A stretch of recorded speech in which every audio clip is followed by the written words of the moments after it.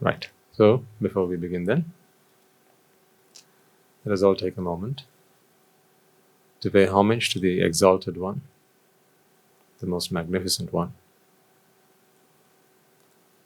the One and Only One, He who is most unique in all world systems, the unparalleled, unequaled.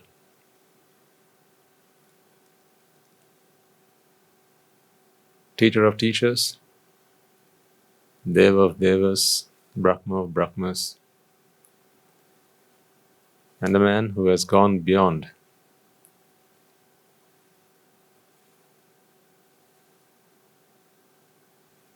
what anyone and everyone has ever managed to reach. You know, we speak of none other than the Supreme Buddha. Let us pay homage to him and commence today's sermon. Namo tassa bhagavato arahato samma sambuddhassa. Namo tassa bhagavato arahato samma sambuddhassa. Namo tassa bhagavato arahato samma sambuddhassa. Life is the best place to be for you to check yourself. We mustn't seek any other. After all, if the Dhamma can also be called lessons for life, then there is no better arena in which to test ourselves.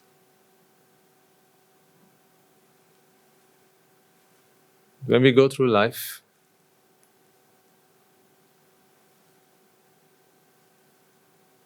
we are always in the presence of a teacher. We are always in the presence of a scientist who's always experimenting with us. So you are the subject of that experiment. Just imagine for a second that a scientist, someone wanted to test the validity of the Dhamma, how true the Dhamma really is, the efficacy of the Dhamma,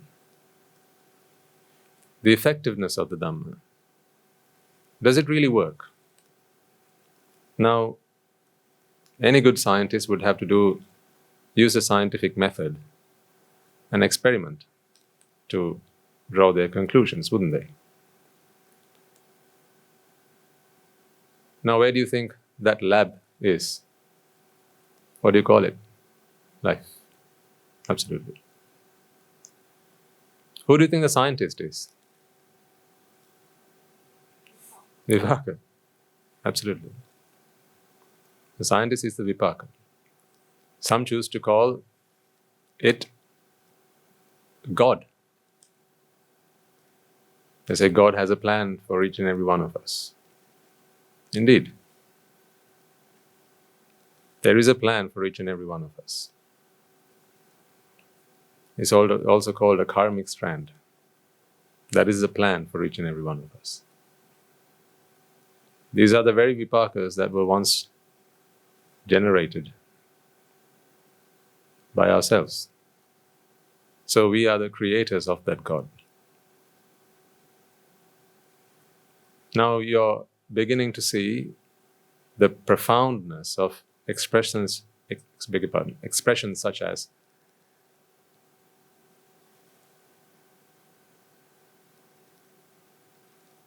your past determines your present, and your present will go on to determine your future. You can decide who you want to be. Make of yourself what you may. All of these are sayings that we have become so familiar with, and we use them day to day. But once you realize Once you are indoctrinated with the right view in terms of cause and effect, karma and vipaka, it all begins to make sense much better and much more than it once did. Because back then you perhaps took it because it kind of made sense and it seemed like the right way to go about it. You ought to be responsible for your own actions. It's not fair if someone else was, right? So people who like to take things into their own hands. Have you heard of Stoicism? It's a philosophy. They believe that they can choose their destiny, and in some aspects its practices seem quite similar to Buddhism. But don't let that fool you. Unless the teaching comes from the great master, it cannot be one that frees you and liberates you from samsara. But they have some good principles. So I'm not encouraging you to go and look it up necessarily. I was just saying, do you know it? If you don't, then it's okay. I wonder how many of you went last week and downloaded the series of, what was it? Breaking Bad. I asked you, have you seen it? Most people gave me a blank face. Oh, it's Star Trek. The more mature in the audience among us will have seen it, watched it, enjoyed it, found that as entertainment. But the younger among you will probably not have, it was before your day, before your heyday. So anyhow, I was talking about the scientist. Vipaka is the scientist. You are the subject of the experiment. Life is the lab. So Vipaka, the scientist, is experimenting on you. The experiment is intended to either prove or disprove a hypothesis. What do you think that hypothesis might be? The Dhamma is effective. The Dhamma is true. The Dhamma works. Dhamma works. That is the hypothesis of this experiment.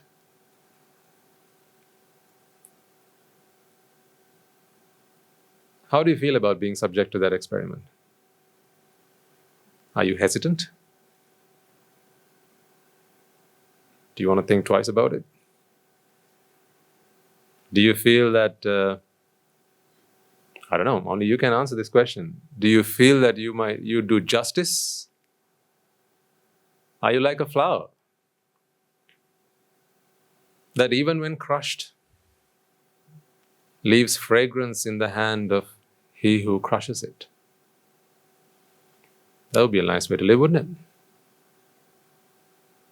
So even if someone comes and crushes a flower, and then they smell their hand, what does it smell like? Fragrant.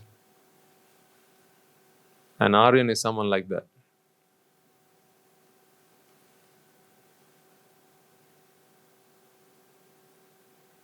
That would be a good experiment.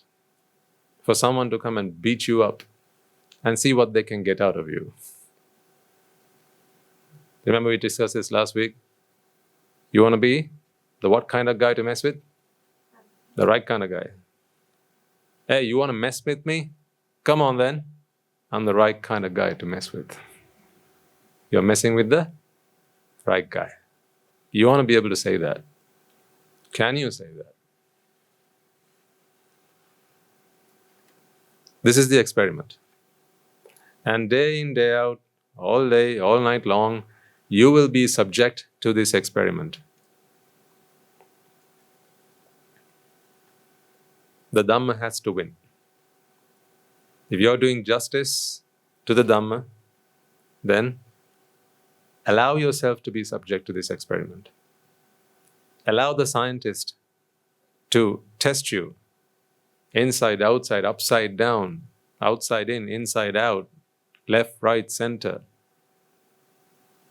Turn you, twist you, prod you, probe you, break you, fix you, put you back together, tear you down into pieces. Let the scientist do whatever the heck he wants, he wishes. You must always be able to prove the hypothesis. That is, the Dhamma works. Dhamma works. Teachings of the Buddha are to help you be like that, to be resilient in the face of life. If not for that, the Dhamma is nothing. We talked about the Dharma chakra in last week's talk. Are you someone who wields it?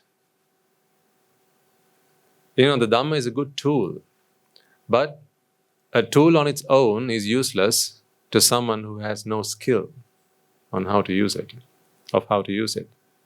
So you must be skilled to use the tool of Dhamma, because the Dhamma is always there, right? It's prevalent. Before you understood the Dhamma, wasn't the Dhamma around? It was. Before the Buddha, wasn't the Dhamma around? It was. The Dhamma is nothing but the truth. The Dhamma is the truth. See, the thing is this, right? Most people think, and I think this will help answer some people's questions about whether Buddhism is a religion. It's a bit like saying something like this. Today we have the sciences, physics, chemistry, biology. Imagine in 2,500 years' time, people refer to physics as religion. Just imagine that. Imagine in 2,500 years' time, people refer to chemistry as religion. And they refer to bioscience as religion. What do you think about that? Call it what you may, a religion, a philosophy, a teaching, an instruction. What is it after all? It's the truth. That's all it is. Physics will teach you why when you drop this, when you let go of this falls. You can call it religion if you want. Yeah, and say, for instance, that's called Physianity. Like Christianity. Physianity. So when I ask you, what is your religion? You say, I'm a Physianicist. Or I'm a Physitian. I say, what does your teacher teach you? Well, my teacher teaches me that when you let go of this, it drops like that. That is my religion. Okay. I mean, it is not your teacher who discovered that. It was always there. He didn't invent that. It was always there. So, to be fair, your teacher can't take credit for it because it was always there.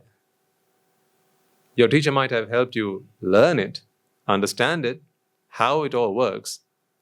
If you want to call yourself a Physianist, whatever, then you can call yourself whatever you wish, but ultimately you're just saying, I know the truth about this world. Now the same thing happened, over the last 2,500 years. You think I'm just giving you a novel, a few pages out of a novel, or a few pages out of Isaac Asimov's stories. No, actually, this happened. At one point, there was a scientist who came and taught how things worked. Today, people say, that is my religion.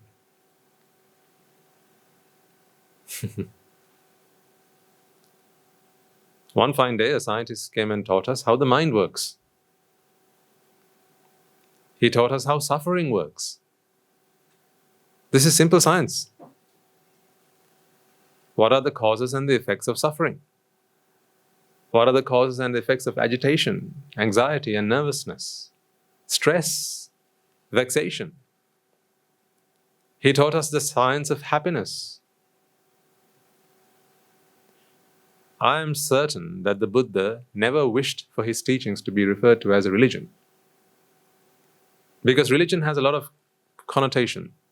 It seems like something you have to belong to, doesn't it? That's why it feels like a factor that people can use to segregate themselves. I'm a Buddhist. I'm a Muslim. I'm a Hindu. As much as religions talk about unity, harmony, togetherness, ultimately, the downside of all of that is, today religion is used to separate. Now really, true Buddhist philosophy cannot be an instrument that is used to separate, because what does Buddhism teach us about? Huh? Exactly. That everything is inseparable. In fact, the moment you say everything, you've already separated. So that's why Buddhist philosophy is like no other. It is not a religion. So when you call yourself a Buddhist, you must think about this. When I say I'm a Buddhist, am I actually going completely against what Buddhist philosophy is about? This is nothing but the truth. Today I wish to explain to you the truth. All I'm trying to explain to you is what's really going on. This is not what someone said, or someone wishes for us to believe, someone wishes for us to have faith in. It's nothing like that. No one's going to be angry with you, or upset with you, or going to curse you, or going to punish you, or going to damn you because you don't subscribe to these ideas. You don't believe in physics. Who's going to have an issue with that? Are you going to be punished because you don't believe in physics? There are rules and regulations, and there are laws, right, and statute, and if you don't adhere to them, then you'll be punished. But if you don't adhere to physics, no one's going to punish you. You punish yourself. That you can think, if I jump from the top of that tree, nothing's going to happen. Yeah, you can think that. You can think, if I use this sharp blade and press it against my arm with all the force that I can muster, nothing's going to happen. No one's going to punish you for that. Because, no sin should be punished twice. Did you get that?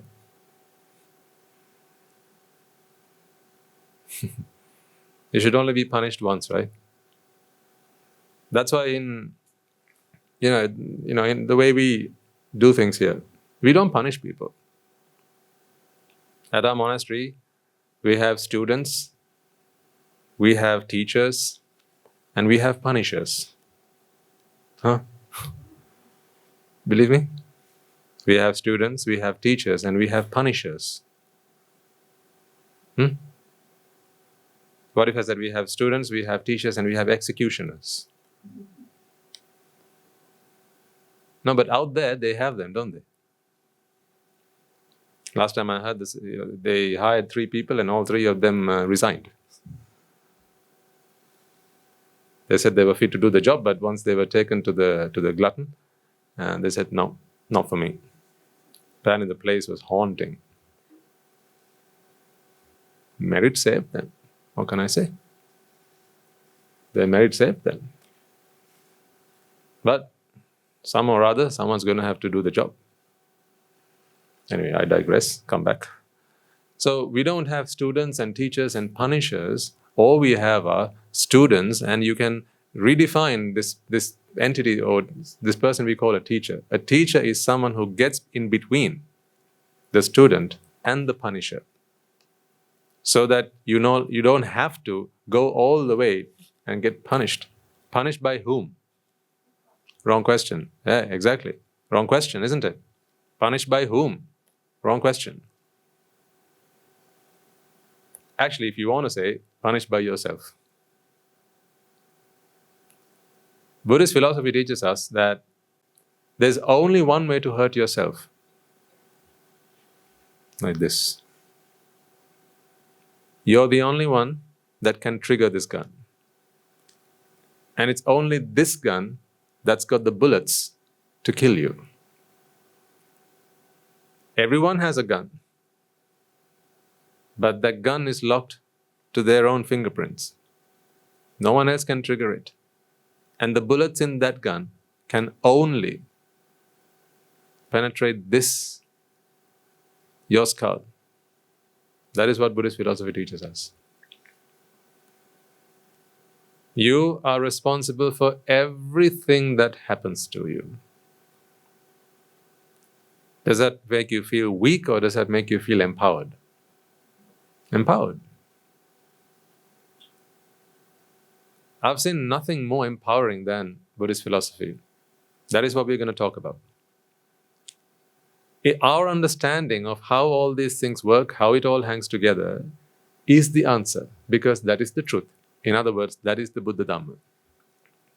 So really, the Buddha Dharma does not belong to the Buddha.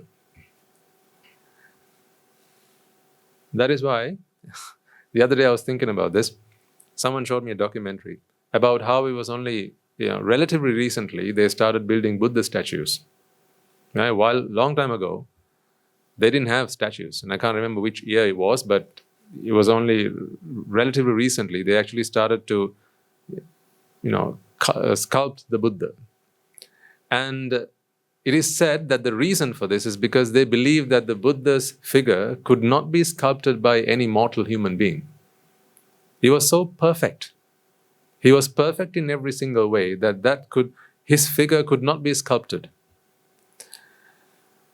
I said, okay, as I was in my own mind, while I was watching that. But then I realized, okay, and then some. Why? Because the Buddha is not something that you can sculpt, because it is a state. It is not a person. Now, I'm glad I'm doing this sermon in English. Who knows what kind of trouble will come otherwise? Is this the Buddha?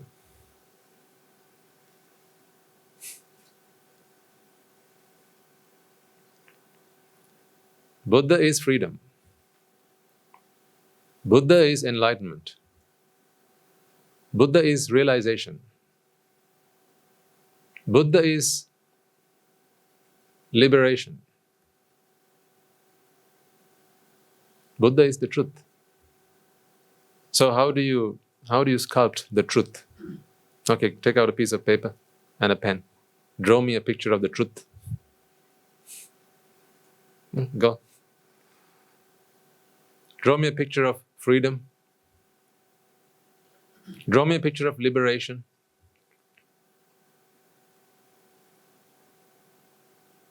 The thing is, though, and I really put some thought into this. I realized that in the first few years, and after even the Buddha's passing away, those first 1 or 2 centuries, people really understood what Buddhism was. They understood Buddha. That's why they didn't sculpt. Because they must have thought to themselves, if we sculpt something using clay or whatever, then our children, future generations, are going to think that the Buddha was a person, as people do today. Right now, today, with the moment you say Buddha or Buddhan Saranan Gaccami, what comes to mind? There's this person, and we seek refuge in whom? In him. Now then the problem comes, well, where is he now? So I can go and ask my refuge. And then, say someone's interested in Buddhism, right?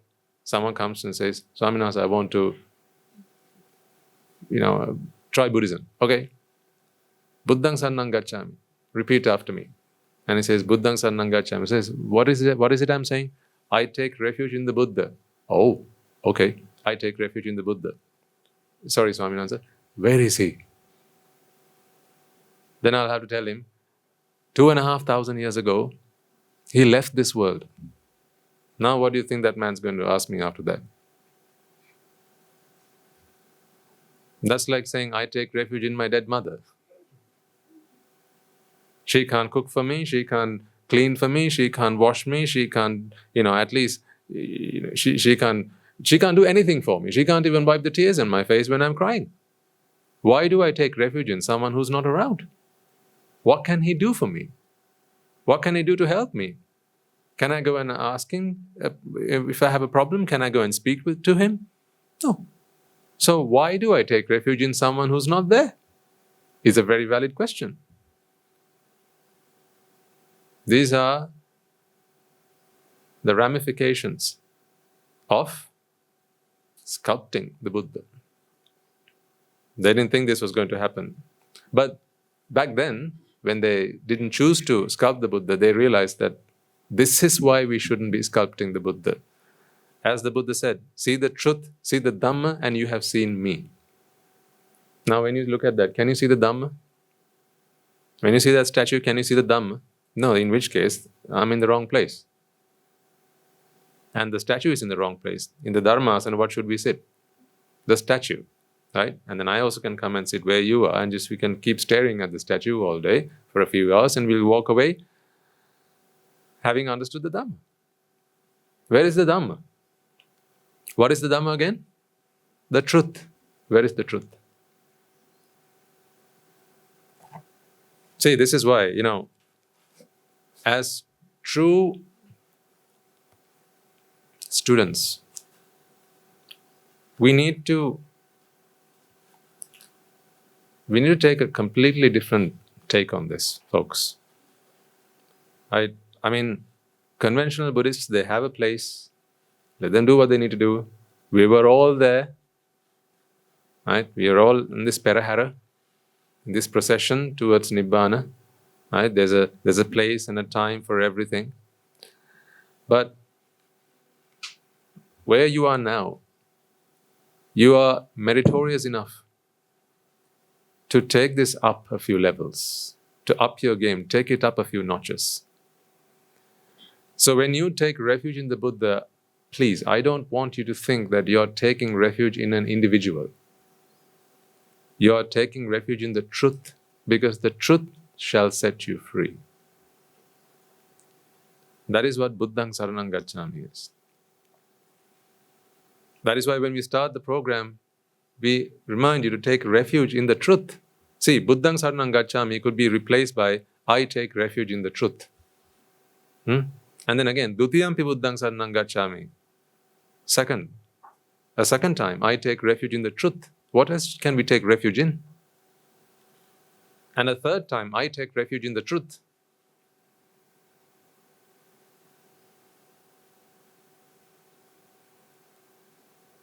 The Dhamma is the bridge to that truth. The Dhamma explains the truth. The Dhamma teaches us how to get to the truth. It is that bridge. The Sanga is how you walk that bridge. So the Buddha is the destination, the Dhamma is the bridge, and the Sanga is how you cross that bridge. It is a process. See, there's no place for anyone here. Now do you think I can take refuge for how you have improved yourselves and how you have become better and how you feel you are more free and you're more relaxed and you're happier than you used to be? How can I take any credit for it? There was a destination, there's a bridge, and you have started doing what you need to do to cross that bridge. How can I take credit for that? The Buddha doesn't take credit for that. The Venerable Sariputta Thera doesn't take credit for that.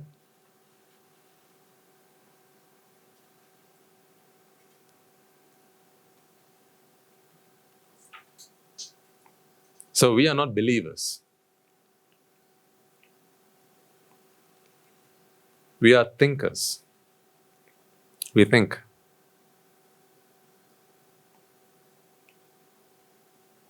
We analyze. We reflect. We realize. We are free thinkers. So never allow yourself to think that I'm a Buddhist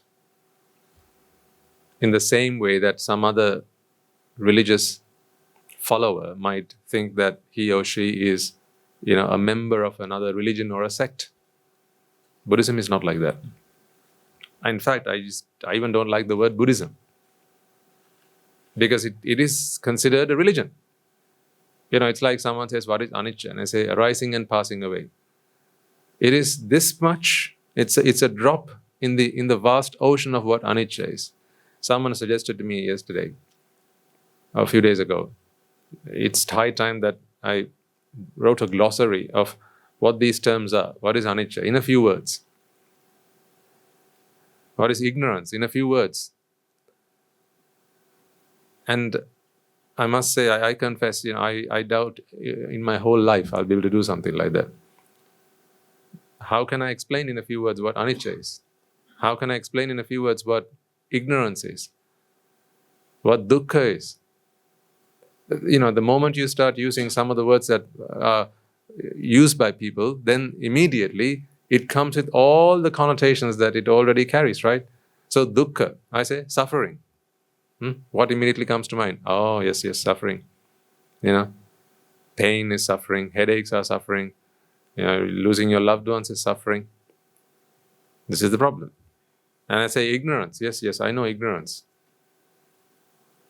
So see, someone who's ignorant says, I know what ignorance is. Do you think they're qualified to say, I know what ignorance is? An ignorant man says, I know what ignorance is. Are they entitled to say that? No. To be fair, the only person who's entitled to say what ignorance is an arahant. An arahant can say, I know what ignorance is. The least qualification should be a sotapanna. This side of a sotapanna, how can you say, I know what ignorance is? Even as they say that, they're ignorant. Because you can't be ignorant about ignorance and not be ignorant.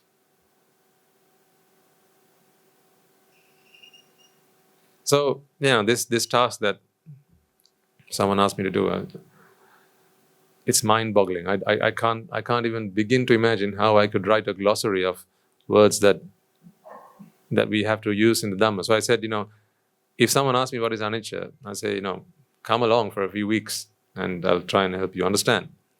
What is ignorance? Come along for about 6 years and I'll help you understand. What is nibbana? You come forever and I'll try and help you understand. It's like teaching a fish that's never seen land what land is like. That flat thing?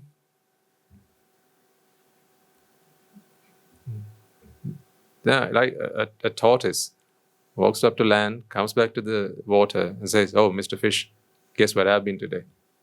He says, where? Among the corals? No. The far deep ocean? No. It was at the submarine that, had gone down. No, not there. We've all been there. A different place. Where? Land. You are? Land. Say that again. Land. What's that?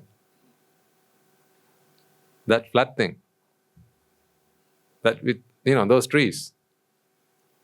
The what? The flat thing with the things that stick up like that. What are you talking about? You banged your head on something. It happens, people, when they live for 100 years, these things can happen. Yeah. People start going crazy. So the fish says this to the tortoise, "You're going nuts, my friend."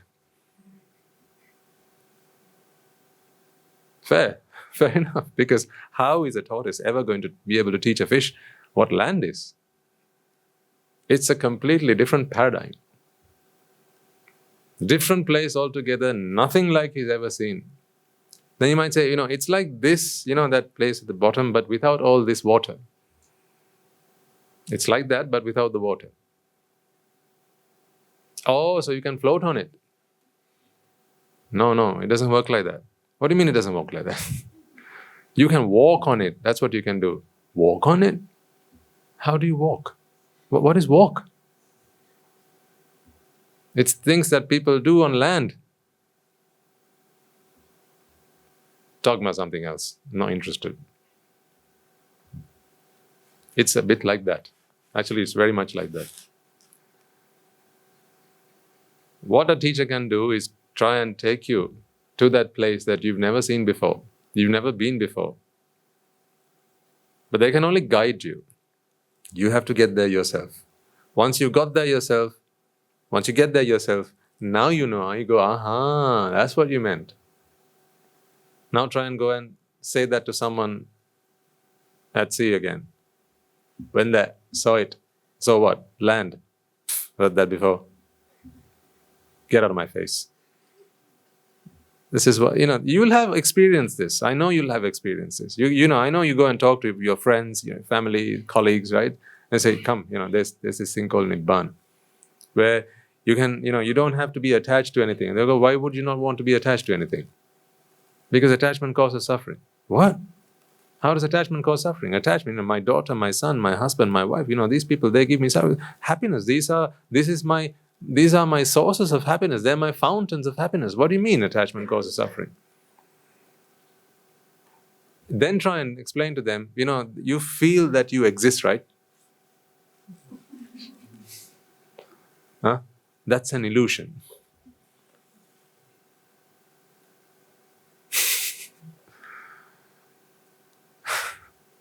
Huh?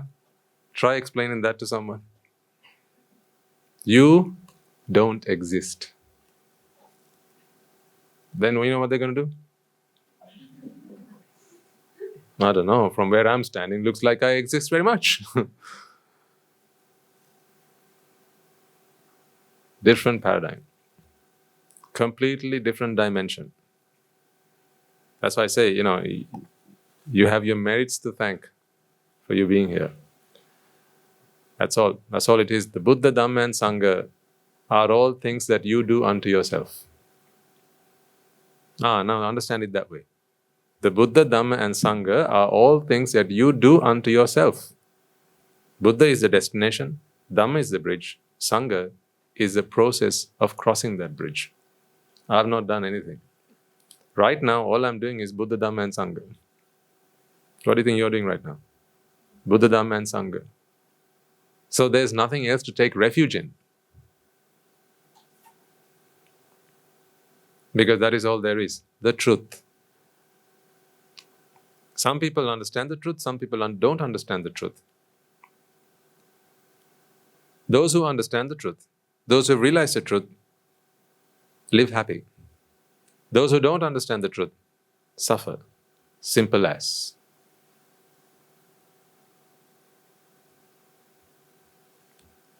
So,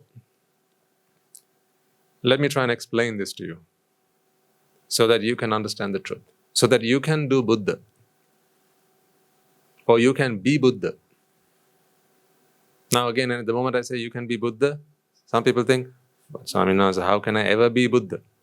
That takes, so many eons of sacrifice and commitment and dedication, right? And I have to receive the Niyata Vivarana from another Buddha, 28 or so other Buddhas. I haven't even started thinking about something like that. How can I be Buddha? That's what I'm saying. We are not talking about a person. We are not talking about an individual. We are talking about a state of mind. Buddha is a state of mind. Any mind that achieves that state is a Buddha. It's a state of mind. It's like hot. You say something's hot. Can you touch hot? You can touch water, but you can't touch hot, can you?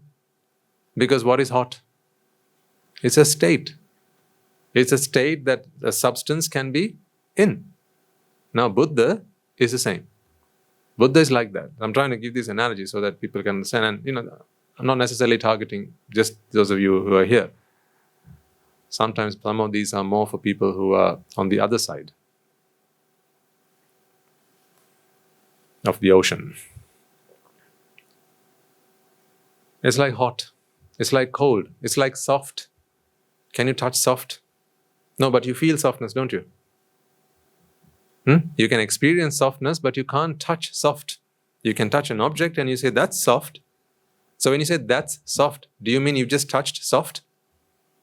Now this water here, it's warm, right? When I put my finger in it, I can feel the warmth. Have I just touched warm? What did I do? I touched the water. But the water is in a state, and that state is warm.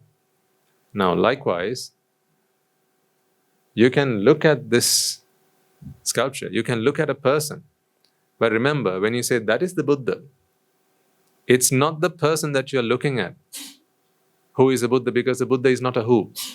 The Buddha is a what? It's a state of mind. A Buddha mind. So you need to achieve a Buddha mind. Whose is you? The mind again. The mind should achieve a state, so it's like the water. The water can achieve a state of being hot. How? You heat it. It was cold before, then we heated it, and now it's hot. Same way, there's a mind. That mind, maybe it has defilements, cankers, mental irritants, ignorance and attachment. What we are doing is cooling it down, if you want to use that, or heating it up, if you want to use this, whichever way you want to look at it. The end result should be different state. That is what Buddha is.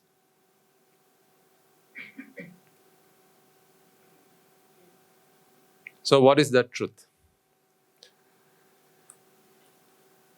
Remember,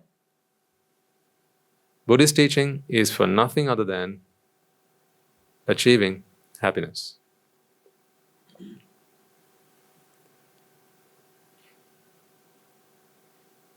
All of this is a process. Now we talked about the 4 stages, the 4 steps, like a couple of weeks ago. I asked you to apply it. Yeah? The 4 steps when you have a problem, how to, walk yourself out of that problem.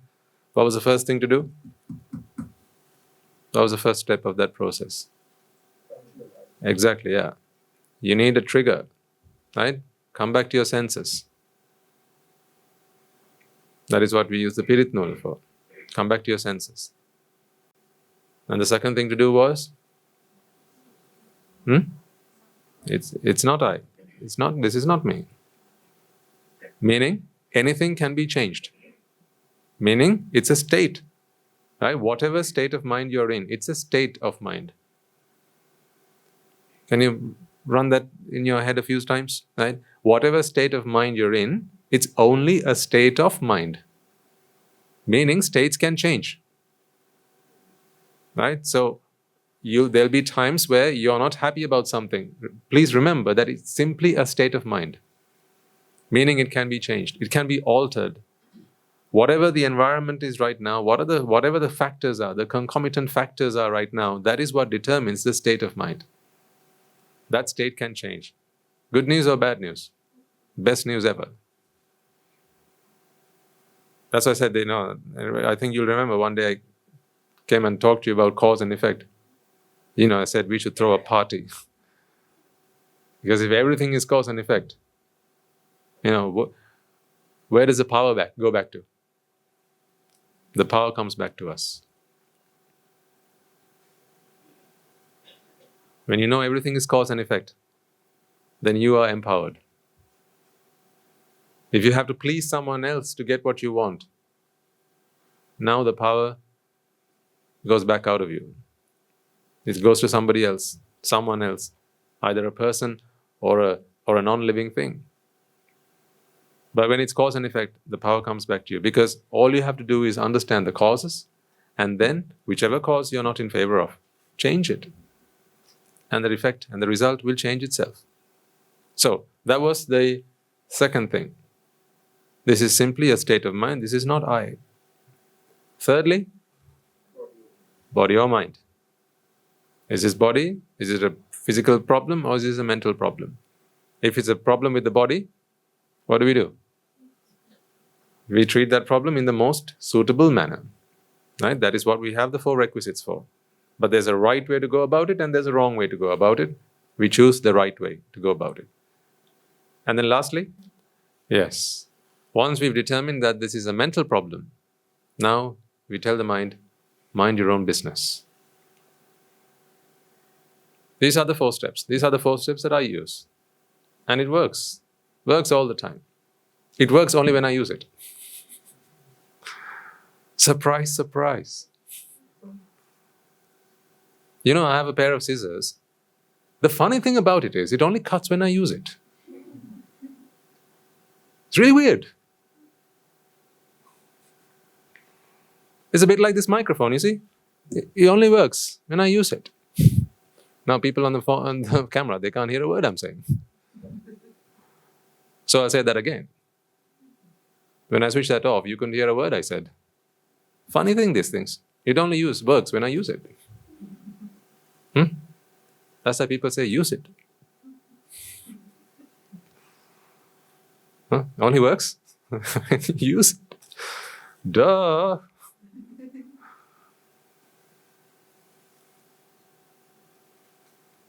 So the Dhamma only works when you use it.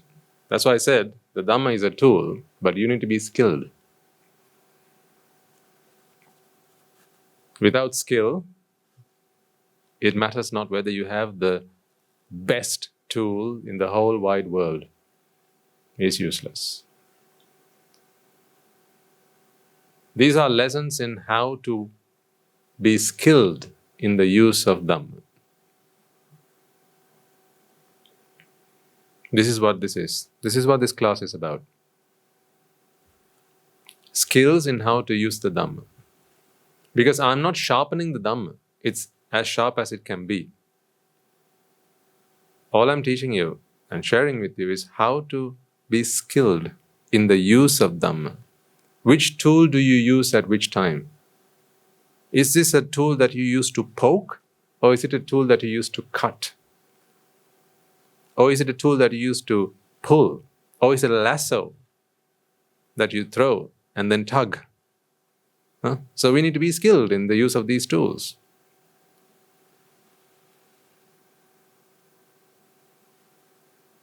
So those 4 steps.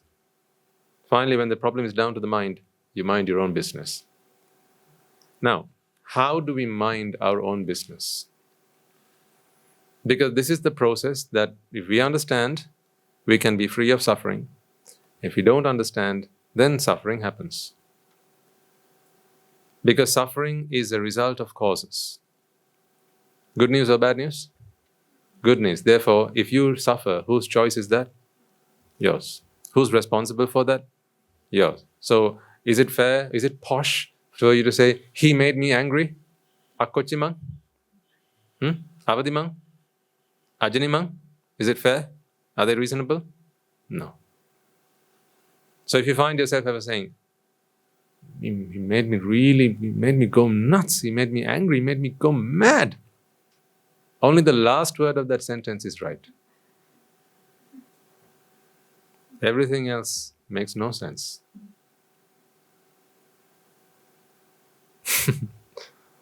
Isn't that so? Yes. You are mad. That's why when you do something, you give someone else credit for it. See, I find people very unfair. You know, imagine an artist. Okay? He does his he does his best piece of work. Right? He draws the most wonderful picture, like I do sometimes on the whiteboard. I still remember. Right? Draw the most wonderful picture, right? And then someone says, someone else walks up and says, Hello everyone, do you like what I've done here? How do you think an artist is going to feel? Hey, that was my work. Right? How come you can take credit for something that I've done? Yeah? Or say, if you're a housewife and you cook something really nice, right? Nice curry or something. You took all the trouble, read all the recipe books, and you had to cook it for 6 hours, right? And now it's ready, right? And now you want to share it with a few people to show your culinary skills, huh? And someone comes up and says, "Oh, say your sister, okay, sister-in-law." We got to make it realistic, right? Otherwise, doesn't resonate. Right? Sister-in-law, she comes and she serves herself a bit of this, and then she takes it to the people that you were just going to impress. And instead of giving you any credit for what you've done, she says, we made this. I would like to offer some of this to you. So she's not lying. Huh? She says, I would like to offer some of this to you. Please try it and tell me what you think. So she offers it to your guests, and they try and go, oh my God, what's this? This is ambrosia. How did you do it? And she goes, well.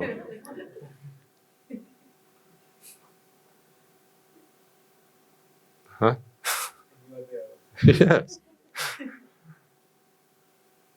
How does that make you feel? You don't want other people taking credit for your work. I know you're not like that. But I'm saying, generally speaking, that's what people are. When they've done something, they don't like other people taking credit for it. That's why when you quote something, you've got to, cite it, right? If you've done any written work, for your thesis or your dissertations or whatever, at university, every time you quote something, you have to, or use someone else's work, you have to cite it. References, bibliography, whatever. Because people don't like you using stuff that belongs to them without crediting them.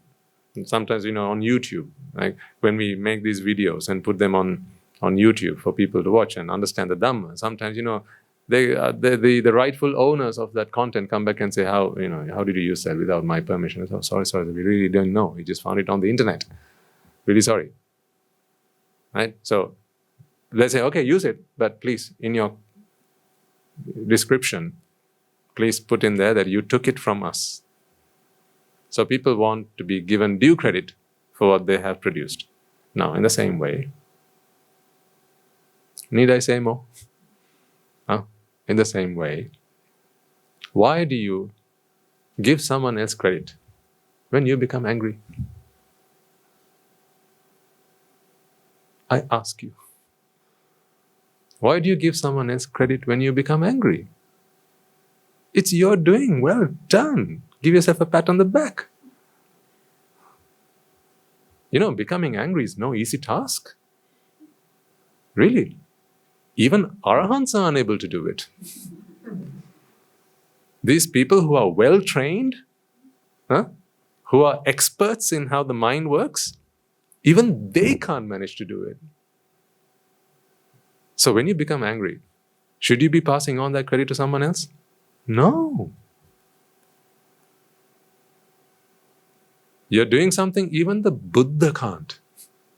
How about that? He's unequal, right? So are you.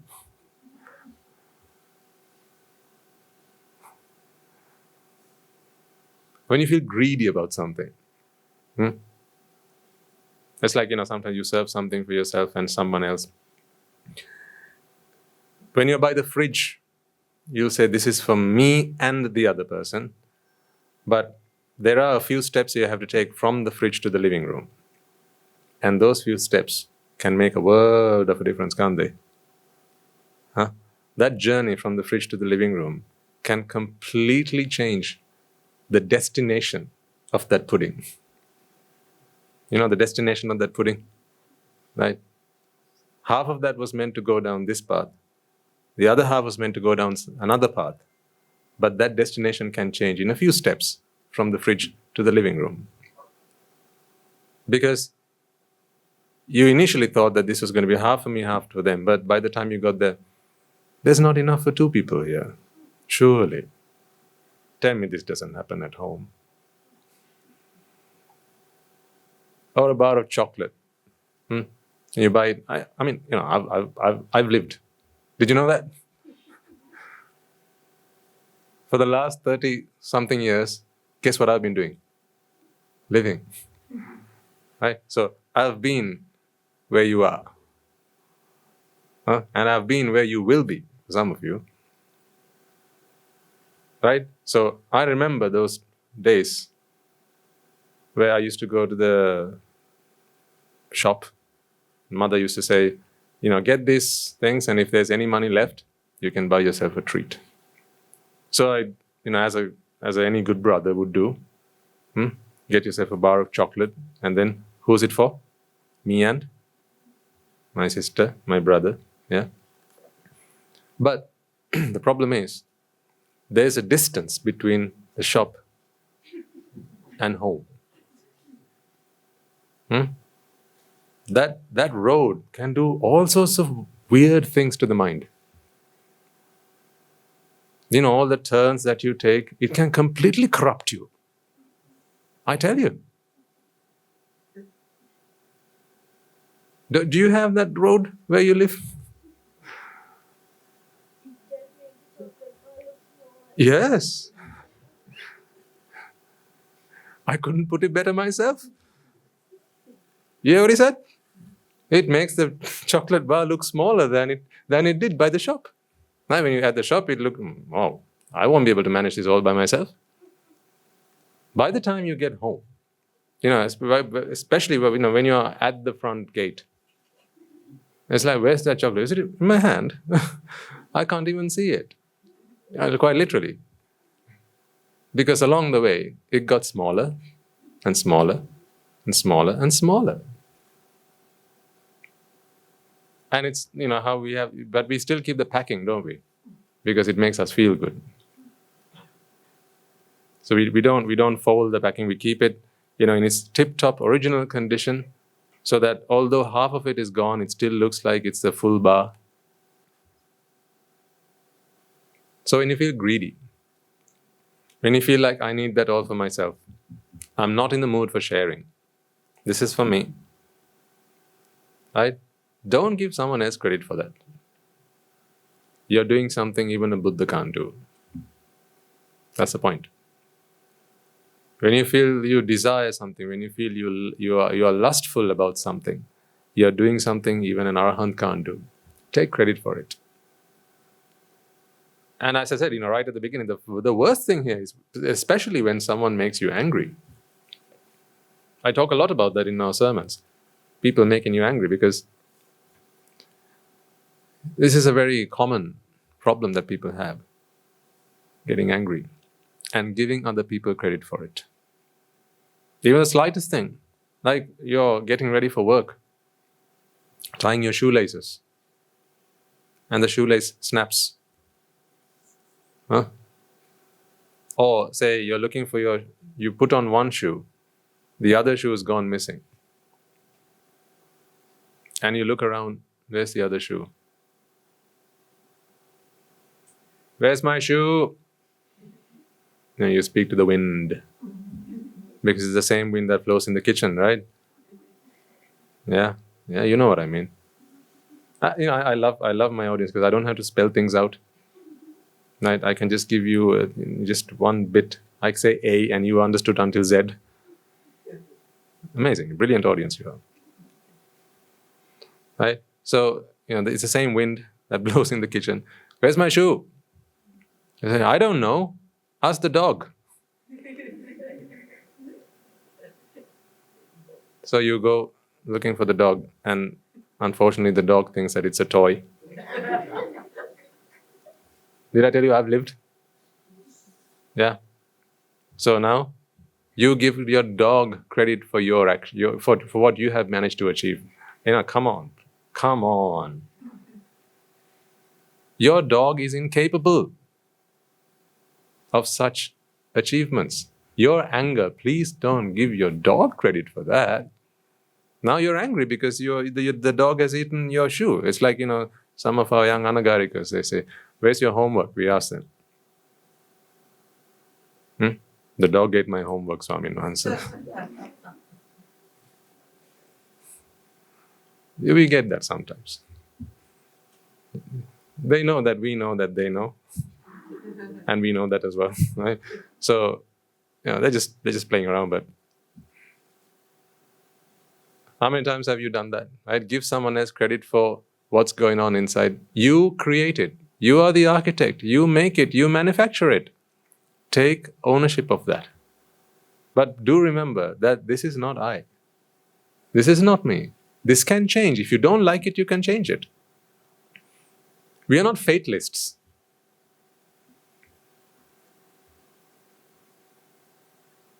We don't believe that what's happened has happened and cannot be changed, because that does not sit with cause and effect.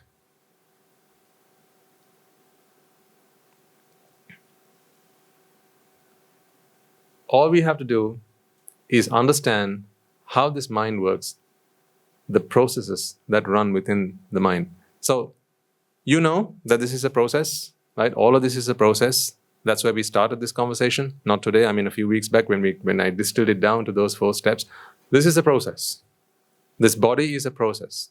And the body processes you study at school, you study it at college, how all the systems work and how it all hangs together and helps the body function, right? The mind is also a process. Now, these will come across as words to you, but I need you to see beyond these words. That seeing beyond these words, unfortunately, I can't do on your behalf. But even that, I can only encourage you to do through these words. This is the problem. I'm trying to get you to see something beyond these words, but all I have to give you are words. That's where I'm stuck. Okay? Unlike anything else, I'm trying to share with you something abstract, but I only have words to express it. But what you need to see is something beyond these words. You are very fortunate in that you get to listen to this in other words, in a different language, and that still makes sense to you. But especially to our online listeners, what I'm saying is, don't stick to the words. There's meaning behind these words. That's why sometimes to explain the same thing, I use lots of different words. I have to sometimes use, the entire thesaurus to try and explain, some of these concepts. And sometimes even then I'm not satisfied, because exactly what I wanted to give I don't feel like I've given it. Because what I'm trying to give you is something that goes beyond words. Okay? The mental process, there is a mental process that is responsible for suffering that happens in the mind.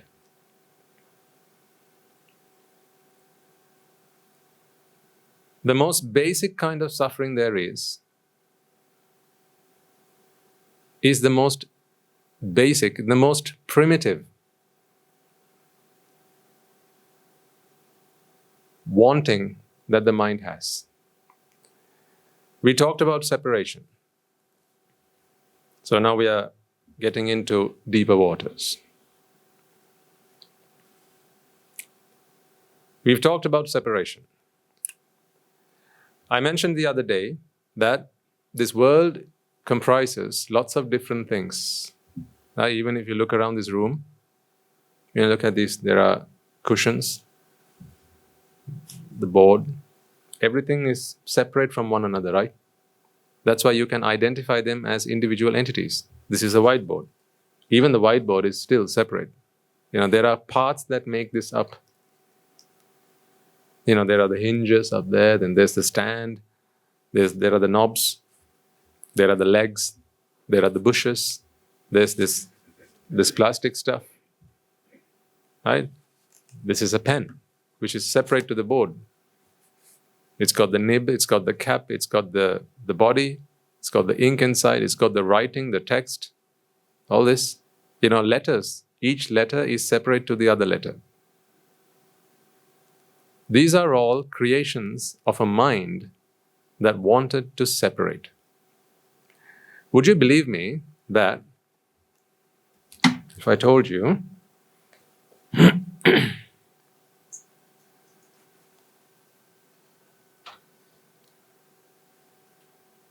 you can see the whiteboard? Right now it's an empty canvas.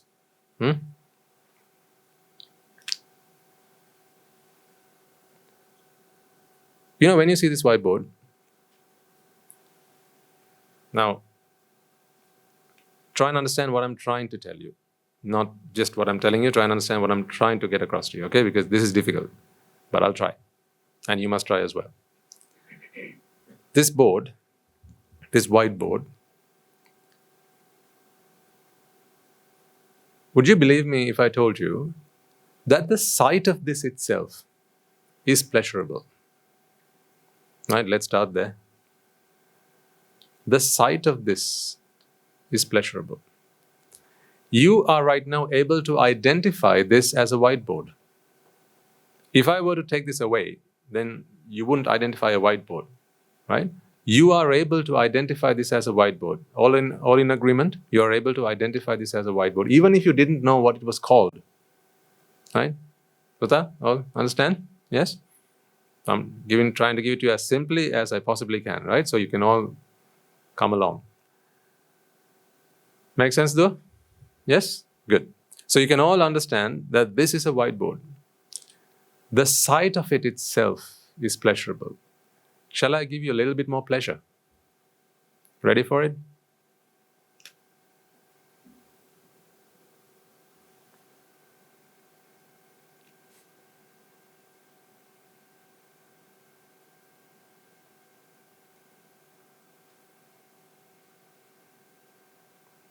This is more pleasurable than the sight before. Now think it through. I want you to think. Okay, put on your thinking hats and start thinking. What is Swamin Wahanse trying to say here? He just drew a line on the whiteboard and he said, this is more pleasurable than before he drew the line. How does that make sense? Previously, there was only a whiteboard. You could tell that there was a whiteboard. You can distinguish a whiteboard or the presence of a whiteboard from the absence of a whiteboard. Fair enough? You can distinguish the presence of a whiteboard from the absence of it. So there was one thing that was separate about this room, with and without a whiteboard. What this pen has enabled me to do is to create even more separation in your world. Wonderful things these are, aren't they? As I say, the pen is mightier than the sword. What I've done here is I've created more separation in your world. What is your world? Exactly. Eyes, ears, nose, tongue, touch, thoughts, right? And everything they combine with the senses to manifest. That is your world. That is your reality. That is what you live in. You don't know any other reality, do you? Like a fish that does not understand land because it's never seen it. The world for the fish is the ocean. And only the ocean, only the waters that it has charted. Anything beyond that is not part of its world. So that is more pleasurable. Why? Because it introduced more separation into your world. Right, do you want me to give you a bit more pleasure? Shall I give you a little bit more pleasure? Ready?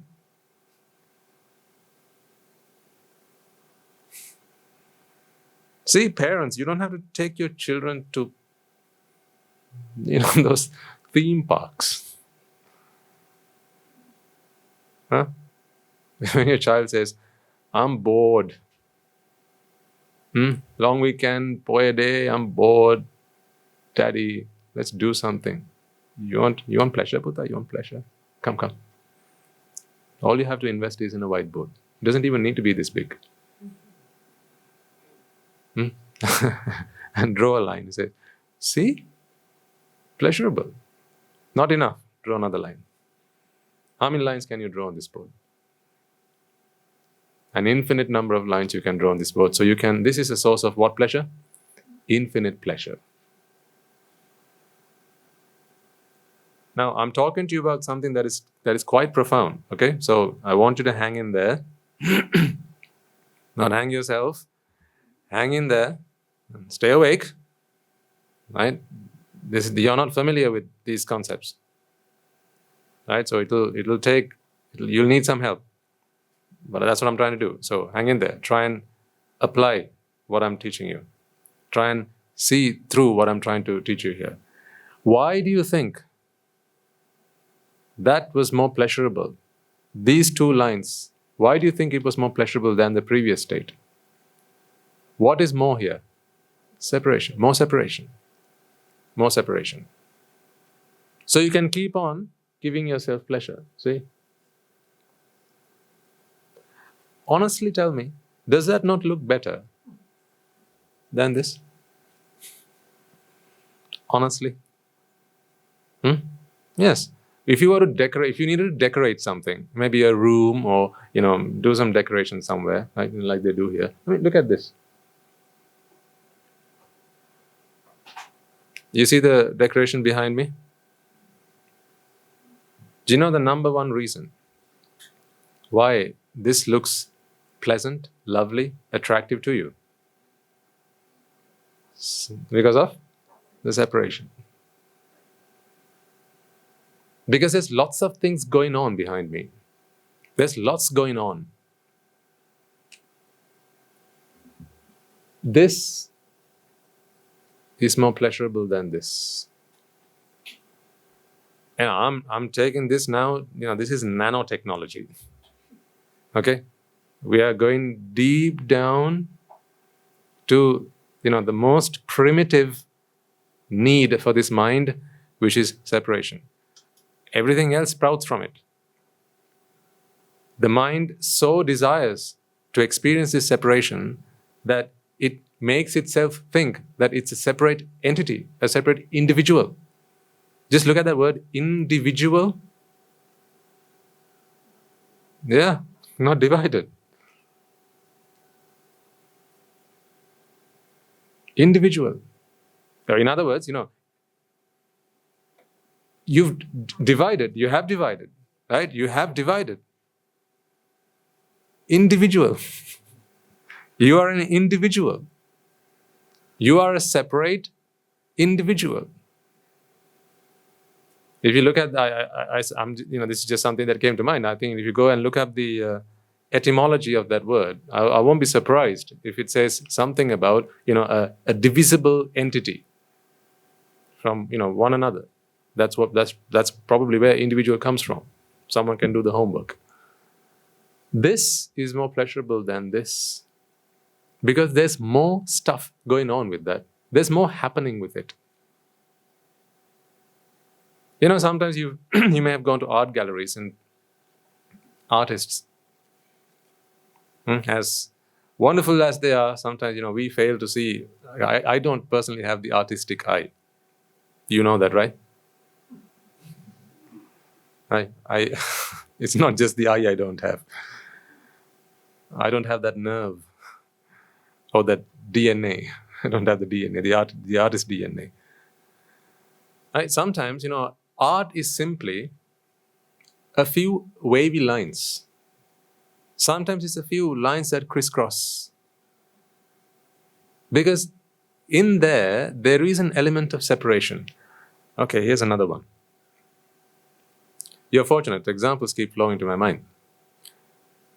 Music. What is music? In one word, not in one word, a few words. Separation of sound. You tell me what is more pleasurable, this or that? How about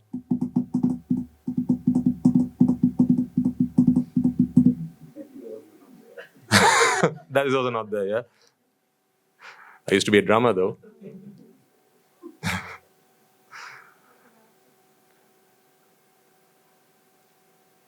So when you have multiple instruments playing together, you have something called harmony. You find that pleasurable. Sometimes how songs start, right? They start off with one instrument, and after a while you get maybe a cymbal, right? And then after that you get the guitar, the piano, right? And the instruments start joining the ensemble. And that sounds pleasurable. That variation. Why do people like variation? They say, what do they say is the spice of life? Variety. Variety is the spice of life. Means what do you mean by spice of life? When does a curry, really give its punch, its flavor? When it's got a bit of spice, right? Yeah. So when does life give its punch, give its flavor? When it's got variety. Now, we know that we are talking about how the mind perceives these things. When someone says variety is the spice of life, what they're talking about is how the mind experiences life, right? Who else experiences? Or what else experiences? The only thing that exists to experience is the mind. This is the experience, equipment for experiencing, is the mind. Sight, sound, smell, taste, and touch, these things exist in the outside world. Experience begins when sight meets eye. Not that eye, this eye. When sight meets eye and a thought is born, the mind comes into being, that's when experience begins. We can't talk about experience without the mind. How many years of experience have you had teaching? Someone will ask you, what are they really saying? This whiteboard, would you come up and say, how many years of experience do you have teaching? Would you ask the whiteboard that? No, but it's been here for every lesson. Because it hasn't experienced it. Whereas a teacher, in other words, a mind that operates within a body, will have experienced. Experience is, after all, eye, ear, nose, tongue, body coming into contact with sight, sound, smell, taste, touch. Because in that union, something amazing comes into being. What is that? That is the mind. The instrument of experience. That is the instrument of experience. So think about music. The example we just talked about a moment ago. Music is pleasurable when there are varying tones. When someone sings, like, what do you call them, these auditions that they have on television, right? This one's got talent, that one's got talent. Ingria's got talent, right? You're going to do one shortly.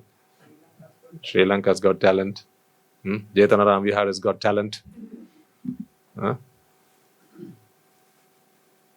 So, on those shows, right? Say someone comes and they start singing in a monotonous tone, and then all of a sudden, like, the judges are surprised, they are awestruck, right? All of a sudden, they say maybe it's a young child, and they sing really high pitched tones, and they introduce variety. Right? The fluctuation of their voice. And now the judges look upon them like, oh my God, this child can sing. Amazing. Right? What is that experience there? Separation. That is separation. If you were to play a single note, if you have a piano at home or an organ or something, go and play a single note on the organ and see how that sounds, and then play that with another one. That's why when you change chords, right, music sounds better because of that variety, because of that separation. It's really you're experiencing pleasure on two levels here, folks. It's like a double-story building. There's the ground floor and there's the top floor. I don't know where these examples are coming from, but you're really fortunate to receive them. So I really hope you've got all ears and you're paying attention to this. And thank you for being here, because I get to listen to this sermon. No, honestly, thank you. This is like a double-story building. Because on the ground floor, there is the most primitive need that this mind has.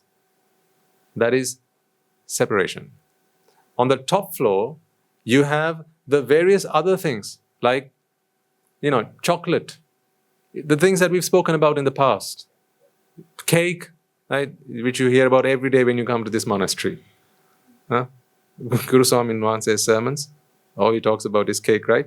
Cake and all these things. Right? These are all what? These are all that top floor. The ground floor is that most primitive need for separation.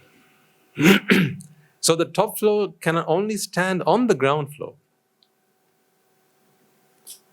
That top floor is really used to experience the bottom floor, the ground floor. I'm trying to turn these into words as I speak, okay? So you must forgive me if I feel like I'm stumbling or I'm stammering. I'm trying to get the right words out so I can really express what I really want to say. So bear with me. All these things you see around you, they're manifestations. They're manifestations of a mind that wishes to separate. So when we talk about things that you like to do, things that you like to eat, things that you like to see, that's the top floor. That's the top floor. But those things are manifestations of the bottom floor. They're all separate. They were meant to be. They were designed to be. They were brought into this world as separate things so that that bottom floor, that ground floor, could be satisfied. What is this ground floor? The need, the urge to separate. That is what the mind always wanted, right from the start. Because before anything and everything came, there was one thing that came at the very beginning. That was this sense of self. Which is a sense that you are separate from everything else. And now, to prove that point, to further that point, to really experience that point, this entire universe has been invented by the mind. We talked about music. Take another example, very familiar example, food. Maybe now most of you may be okay with this, but back then, right? When would you say you've got a sumptuous meal? It's when all you have on your table is rice and one curry, or when you have lots of different curries. Think about rice itself. First, they had white rice. You know where I'm going with this, right? Then they had yellow rice. Yellow rice looks better when it's sat next to white rice, doesn't it? So white rice on its own, yellow rice on its own. Now what about yellow rice next to white rice? Don't you feel that, say you're in the queue. Okay, you're in the queue, plate in hand, right? And there are a few people standing in front of you, right? And you're hearing, from the kitchen, that's all the yellow rice we have, I'm afraid. And you hear that from the kitchen. Now what do? Oh dear. Only a few more spoonfuls left. Right? There are 4 spoonfuls left. Right? And there are 4 people in front of you in the queue. There's white rice on the other side, and there's yellow rice. Right? Or saffron rice. Some of you do that. And then you're standing here, 4 people in front of you, and looks about 4 spoonfuls. Now tell me, don't you start making wishes? Wishful thinking. These people, you've never seen them in your life before. You've never wished anything upon them.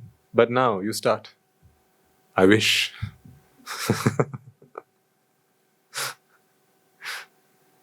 Right? Now, every time someone steps forward, which way is he going? Which way is he going? And you see they go. So the first person, they walks up to the white rice. Ooh, okay. He takes 2 spoonfuls of that, and then he turns to the yellow rice. Oh, like a balloon that loses its air. Ooh. You feel deflated. And then the second person walks up. He's looking this way, he's looking that way. He thinks to himself, which one? And then you're thinking, make your mind up already. You're vexing me. It's not because he's keeping you. It's because he's keeping you from the yellow rice. The yellow rice looks so much better when it's sat next to the white rice. Take away the white rice and it's just yellow rice. Now it's just yellow rice. What came after yellow rice? Ah, yes. They could have just kept the meat separate and the rice separate, right? Okay, you'll tell me, but it tastes better, Swami Nahansa, as a biryani, without cooking the meat separately and the rice separately. When you cook it all together, it tastes better. What do you mean by taste better? More separation. More separation. Think about all the things now they add to rice itself. Back in the day, it just used to be rice and a bit of salt. Now, how many things get added to that? Cardamom. What else do you add? What do you call it? Cinnamon. Curry leaves. All these things get added. Why? Well, you want to experience that separation. You'll think that we experience a combined taste of all of it. There is no taste bud that is sensitive to cardamom or to cinnamon. The tongue has been designed by the mind to experience separation. Yes or no? That's why you can experience sour, sweet, bitter, what else? Salt, and umami. Oh, that's a new one. We talked about it once in the sermon, I think. Umami. They've found a new sophisticated taste. I beg your pardon? Blue cheese. Oh, I don't know. I think what they're saying is it's where you have, fats and so on, like saturated fats and so on. That's umami. Oh, MSG. Monosodium glutamate. That characteristic flavor of MSG is your umami. Okay, anyway, this is not a lesson in, who's the chef? Master chef? Huh? Master chef, yes. So, separation. Right, then you have fried rice. Why does a kottu look so good? Is it not mouth-watering just looking at it? Yeah. Because it's a mix-up of everything. That's why, a deviled curry looks better. Combination of different ingredients. Absolutely. And even just the look of it, isn't it? Just the look of it. And as you taste it, you can remember, your tongue is not sensitive to deviled cuttlefish.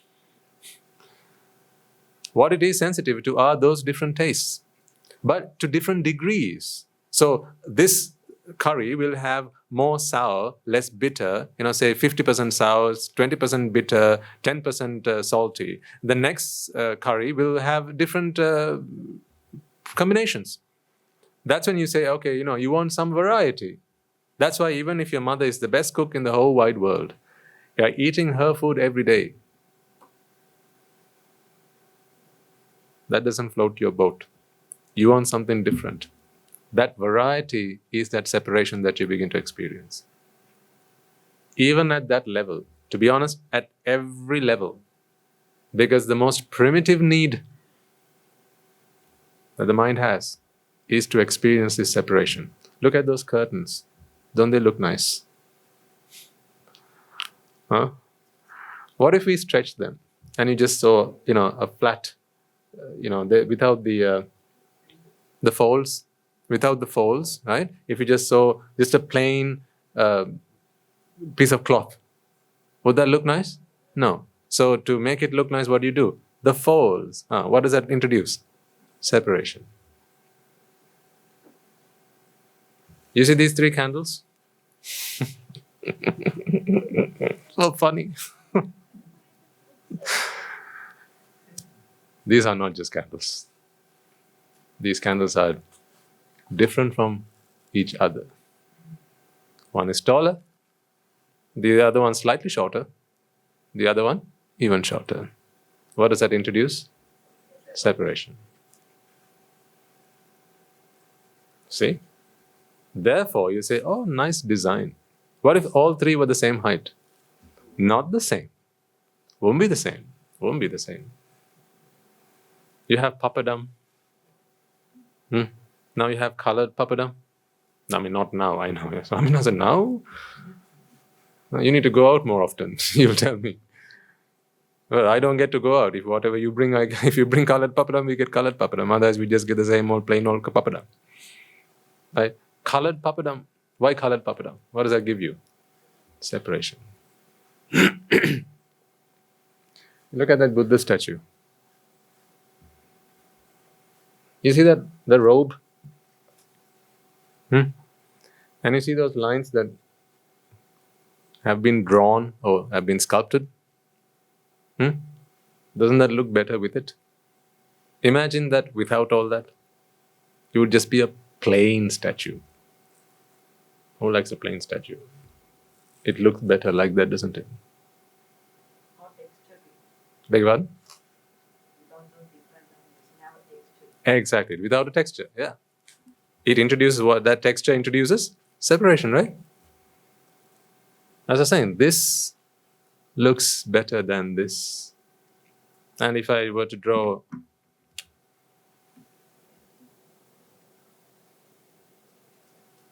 see? Looks even better. A wavy line looks better than a straight line. Generally speaking. Right? And some may disagree, but generally speaking.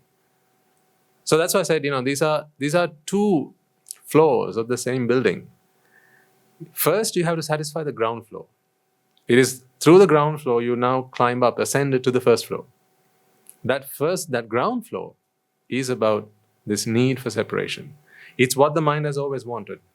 And that is why, we as human beings, we always look for factors, those characteristics that help us to separate ourselves from each other. Now, please don't take this the wrong way, right? I hope you're all very sensible. Because I'm not talking about, I don't know, sometimes I wonder whether I should say these things or not. Some people who feel that they are discriminated. People who feel that they're discriminated in society. What they'll do is generally they'll get together and they'll form a group. Yeah, I don't want to give examples in case it offends someone. It'll only offend someone because they feel they're separate. Okay? So, when they feel that they're being discriminated, what they'll do is they'll get together and they'll form a separate group. In doing so, they are discriminating themselves. The very thing that they're trying to work against, that is exactly what they're doing. Because other people may or may not see them differently. But what might happen is people who think that they are different from other people will say, we are being discriminated. And then they'll say, right, we need to get together and we need to identify ourselves. What's the word again? Identify ourselves as an individual. We need to identify ourselves as a separate organization, as a separate power, as a separate authority, as a separate entity to the rest of them, so that we can fight for whose rights? For our rights. Yet again, separation. It's in our blood. It's in our systems. It's what we've learned right from the young formative years. Right? Do you not remember the day that you learned that you were a Buddhist? You would have asked your parents, they would have taught you, Puta, Dua, this is your identity. This is your name, right? Your name separates you from others. Doesn't it? So much so that if someone mispronounces your name, you feel offended. I remember this very fondly because when I was back there in the UK, people couldn't pronounce my name. They said all sorts of things except for my name. The most common one was Vimutki. That's what I used to be called, Vimutki.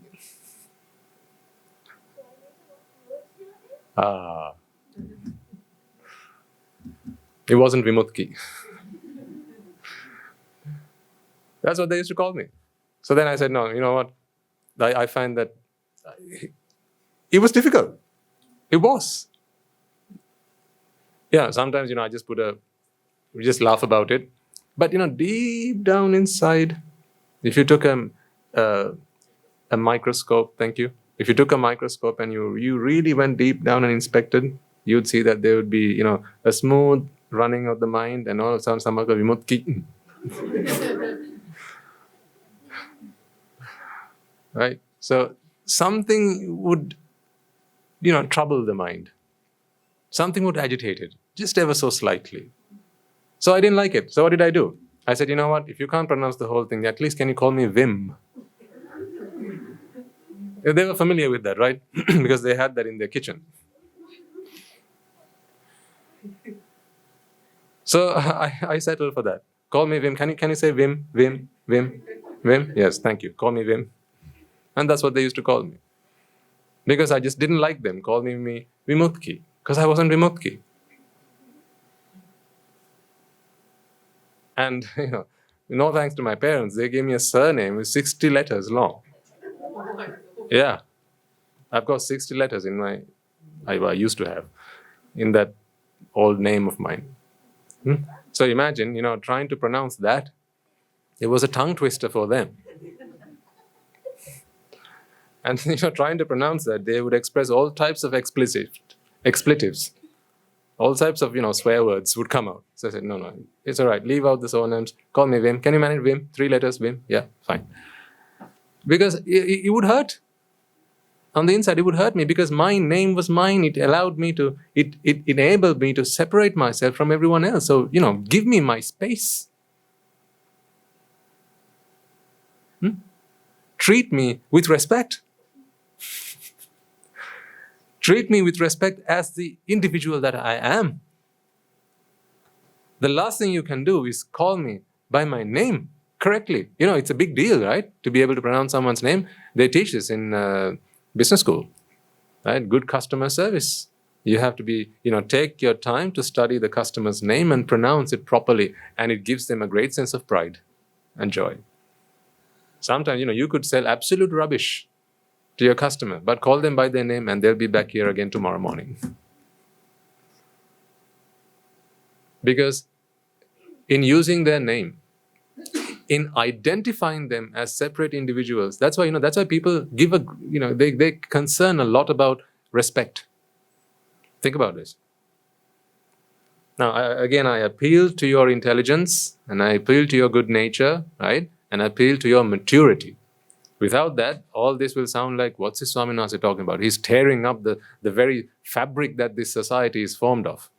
Good values and respect. He's talking about respect one day and today he's saying respect is a nonsense. Right? That is not what I'm talking about. Shouldn't we respect each other? Absolutely. We should respect even the tiniest insect. Right? So respect, that is something else. I'm talking about something completely different. I'm asking you, why is it that people give a great deal about respect? When you walk to the supermarket, right, and someone opens that door for you, how does that make you feel? Important.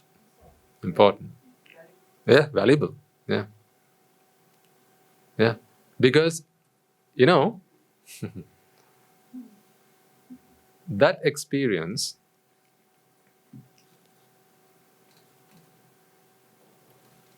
it fortifies your presence.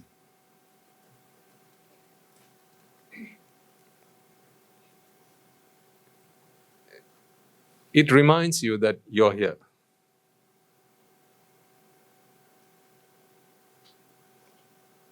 It confirms that you are valid. See how we seek validity from the world that we live in? People don't wish to feel like an invalid. People wish to feel a valid. They want other people to validate them. Yes, you're valid, you're here. That's why this is such a big deal in customer service. You know, when someone walks up to you, what should you do if you're doing something else? You know, you see this in parts of the world where they give real focus on customer service. Right? I've seen both sides of this, which is why when I first had this experience of walking up to the bank and everyone's just thronging at the customer service, I'm like, what's going on here? Because I was that's not what I've learned as good customer service, right? You can't be talking to your customer and doing something else, or talking about what you had for dinner with your colleague while the customer's here. Is it right or wrong? That's not the point here. The point here is I'm trying to actually emphasize something completely different. In good customer service, they teach you to give 100% undivided attention to your customer. Yes or no? Those who know this, know this. Those who don't, now know it. You have to give undivided attention to your customer. So if you're doing something else, you have to say, sir, please could you give me a moment while I complete this task and I'll be back to you in just a moment. Then the customer knows you've acknowledged them. Imagine, being served. No, you have to have experienced what I have to understand this, right? And I think most of you have, right? Imagine being served. You're at the you're at the hotel waiting to have your check into your room, and the receptionist is just he's just browsing the web, right? Checking their emails. Yes, what can I do for you? I've come here to check into my room. What's room number? Oh, nice holiday this one. Yeah. You've seen this? You've been to Barbados. She's talking to her colleague. I don't know. Wouldn't you like to go there? Sorry, 1 second. Yeah, it's very nice, isn't it? Yeah, it's this one. Yeah. What are you going to do for your holiday this week? Yeah. What do you want? Room. Yeah, ID. Why? Yes, because they don't feel respected. What do you mean by this respect? Exactly. That's right. You don't acknowledge. You don't acknowledge. You don't acknowledge their presence. What does that mean? Why does respect feel so good? Because what does it acknowledge? Your separation. It acknowledges your presence. It acknowledges that you are an individual and you are separate from everybody else, and that you, on your own, deserves a recognition. That is what respect affirms. That is what people seek. So, whenever this is a real strike, a real blow to ego. Okay? So I'm using very worldly examples here, but I'm drilling into the deep, dark, nasty, smelly corners of your minds. And it stinks down there. So, mind, beg your pardon? Yes, because the purpose of the mind came, remember when we talked about the 5 components that make up the mind? This Rupa, Vedana, Sanya, Sankara, Vijnana. Receiving, recognizing, blah, blah, blah, blah. All of this is to be able to separate. The moment I give this Rupa, you can't separate this unless you recognize it. Unless you register it as a separate entity. Unless you perceive this, ultimately. All those things that happen in the mind, this process of the mind, happens so that you can identify things separately. So, why did the mind come into being then? For the purpose of separation. Ultimately, that is what minding means. That is what is to mind. Mind. When you say mind, right? Now,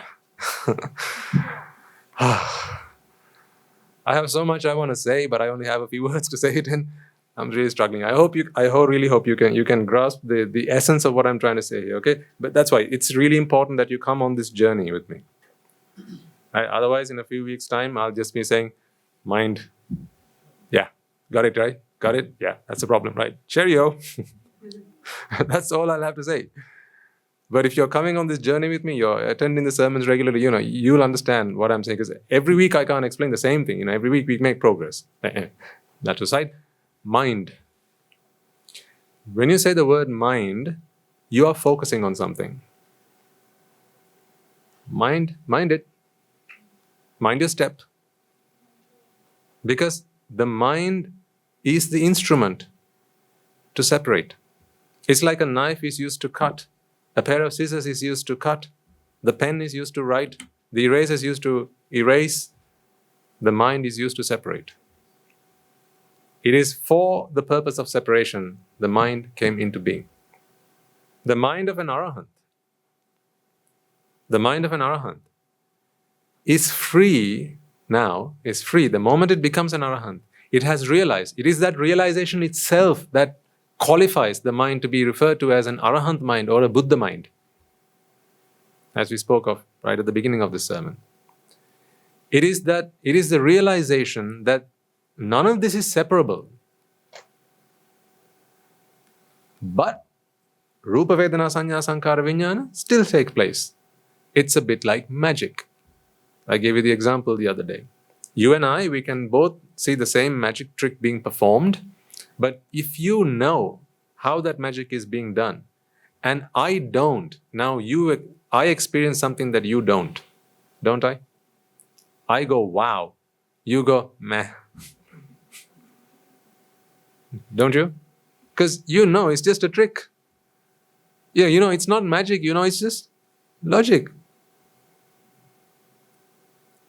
And that is the mind of an arahant. Rupa Vedana Sanya Sankara Vijnana still takes place. He sees the pen. He recognizes the pen. But in his mind, he doesn't see this as a separate entity from everything else. Now, that is not to say that he doesn't see a pen as being, a separate object in space. He sees it, but he knows something else.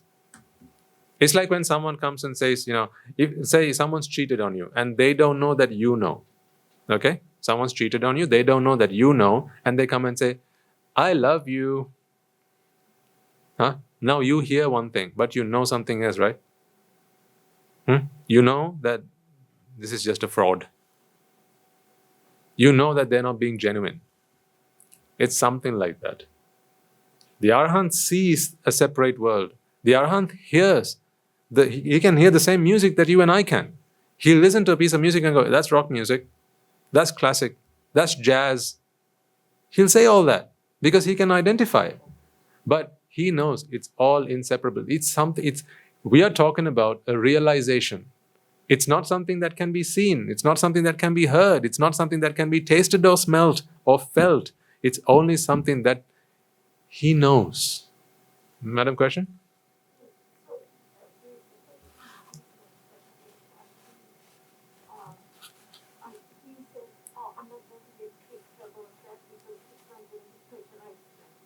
I'm not going to?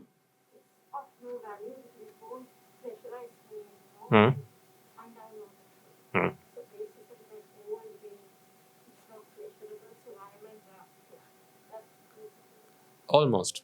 I'll fill in the blanks. Okay? Almost. Did you have a question, sir? All right.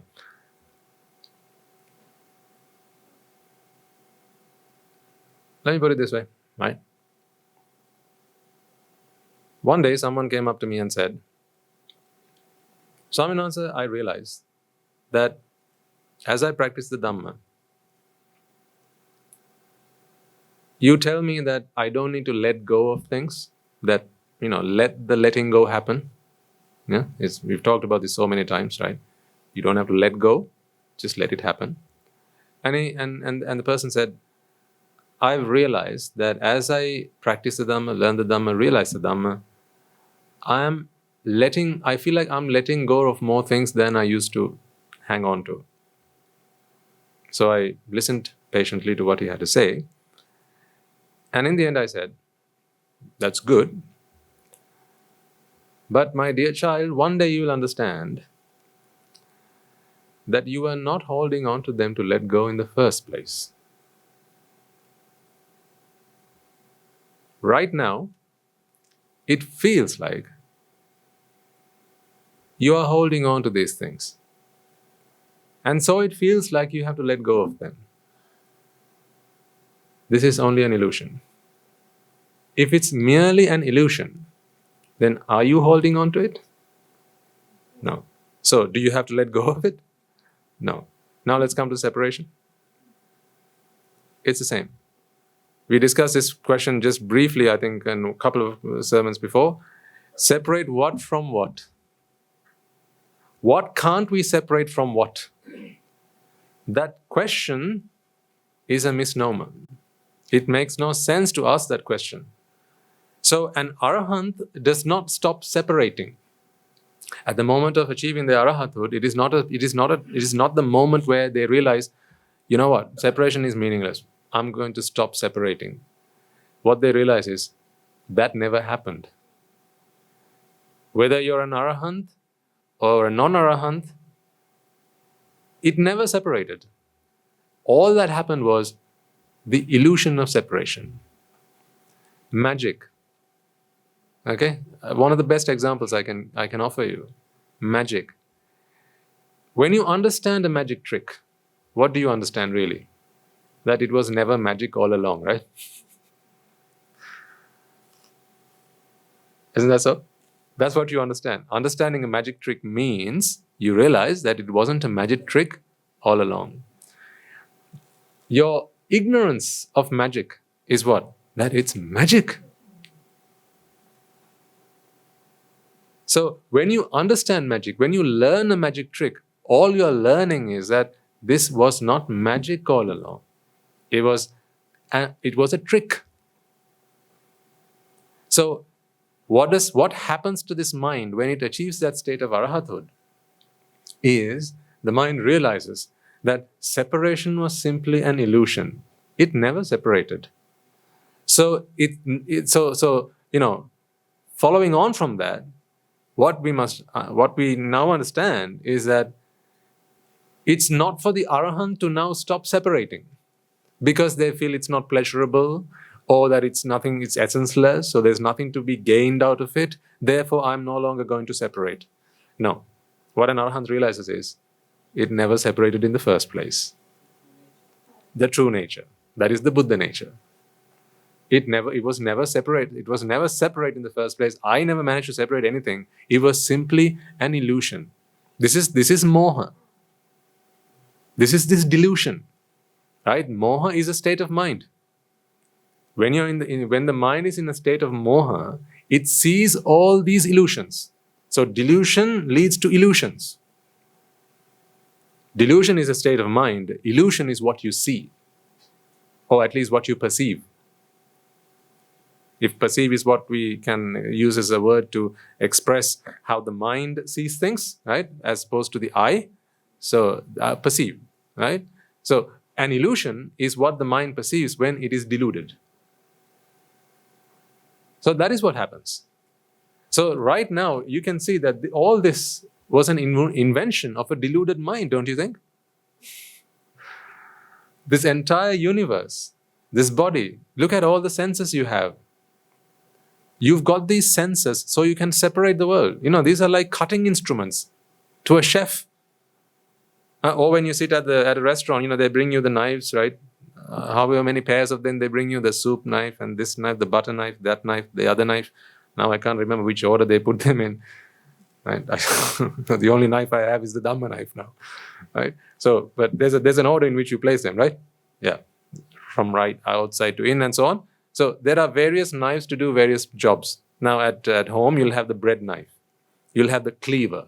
Then you'll have the the meat knife, you'll have the fish knife, you'll have the vegetable knife, you'll have the fruit knife, and so on. When you see a chef with all these instruments, you know he's serious. He's serious.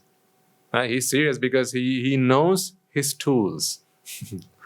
He knows that to perform his job perfectly, to perform his job perfectly, he's got the various tools and he knows how to use them. Good. Now, what about the mind? The mind is an excellent tool. It's the best tool there is to separate an inseparable world. Remember where we started with this lesson, ladies and gentlemen, where I showed you that video, right, of how people perceive one thing and the truth is something completely different. Right? I showed you several videos in one of the Sinhala sermons. Right?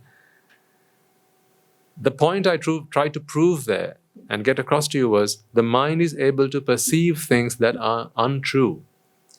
It's only the mind that can do that. That's why ignorance is only present in a mind. This can never be ignorant. With this, you only get the truth, nothing but the truth. Nothing but the truth. With this, you get only the truth and nothing but the truth. When you see the stars, the skies, the moons, the planets, and every other object in this universe, you see the truth and nothing but the truth. So sight, sound, smell, taste, touch, this is the truth and nothing but the truth. They are not separate. They are simply manifestations of the same energy. So energy can manifest itself in various forms. Right now you have light energy. Previously that was what energy? Electric energy. Previous to that it was kinetic energy coming from a wind turbine somewhere, perhaps.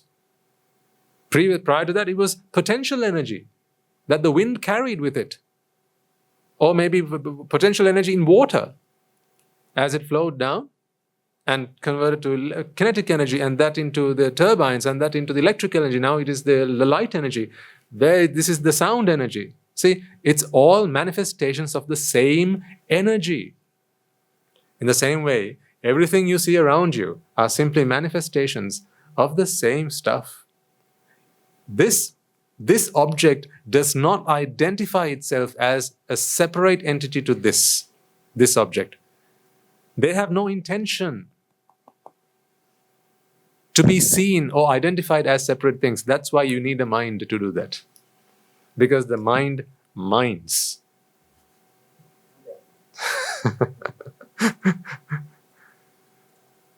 The mind is the instrument. The only instrument that is capable of being ignorant. It is the only source of energy that is capable of being ignorant. No other source of energy, no other form of energy can be ignorant. What is ignorance? Not knowing the truth. There's the truth and there's everything but the truth. How many versions of falsehood are there? An infinite number. That's why I can tell you that this is a pen, or I can tell you this is not an eraser, this is not a flower, this is not a coconut, this is not a mango, this is not a giraffe, this is not a donkey, this is not a monkey. I can keep going on and on and on and on because there are so many things that this is not. Right? So therefore, ignorance can come in a multitude of ways, but the truth can only be one. There's only one truth and one version of the truth. The mind, for all its sins, and quite literally, for all its sins, is capable of being ignorant. That is the only energy that is capable of ignorance. No other sense, no other form of energy is capable of ignorance. Rupa is not capable of ignorance. The mind is. And what happens? This ignorance is that the world is separable. And therefore, to experience this separate world, look what it brought along with it. Look at the package that it brought along with it.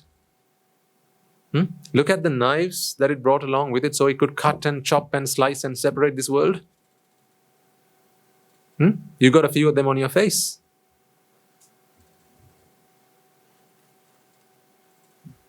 All of these instruments to separate this world so that the mind can continue to experience that separation, a separation that only the mind thinks exists. Yes. That is why when the mind finally realizes that it's all inseparable, it doesn't come back again. It doesn't come back again. It doesn't come back again to separate. It is. That is what we call the mind energy. So the mind, you may remember, sir, on one occasion I said, this will one day be the sankhara in that mind. This will one day be the Vedana in that mind, because this is all energy. Yeah, ultimately, it's all the pure energy. Right? All our manifestations.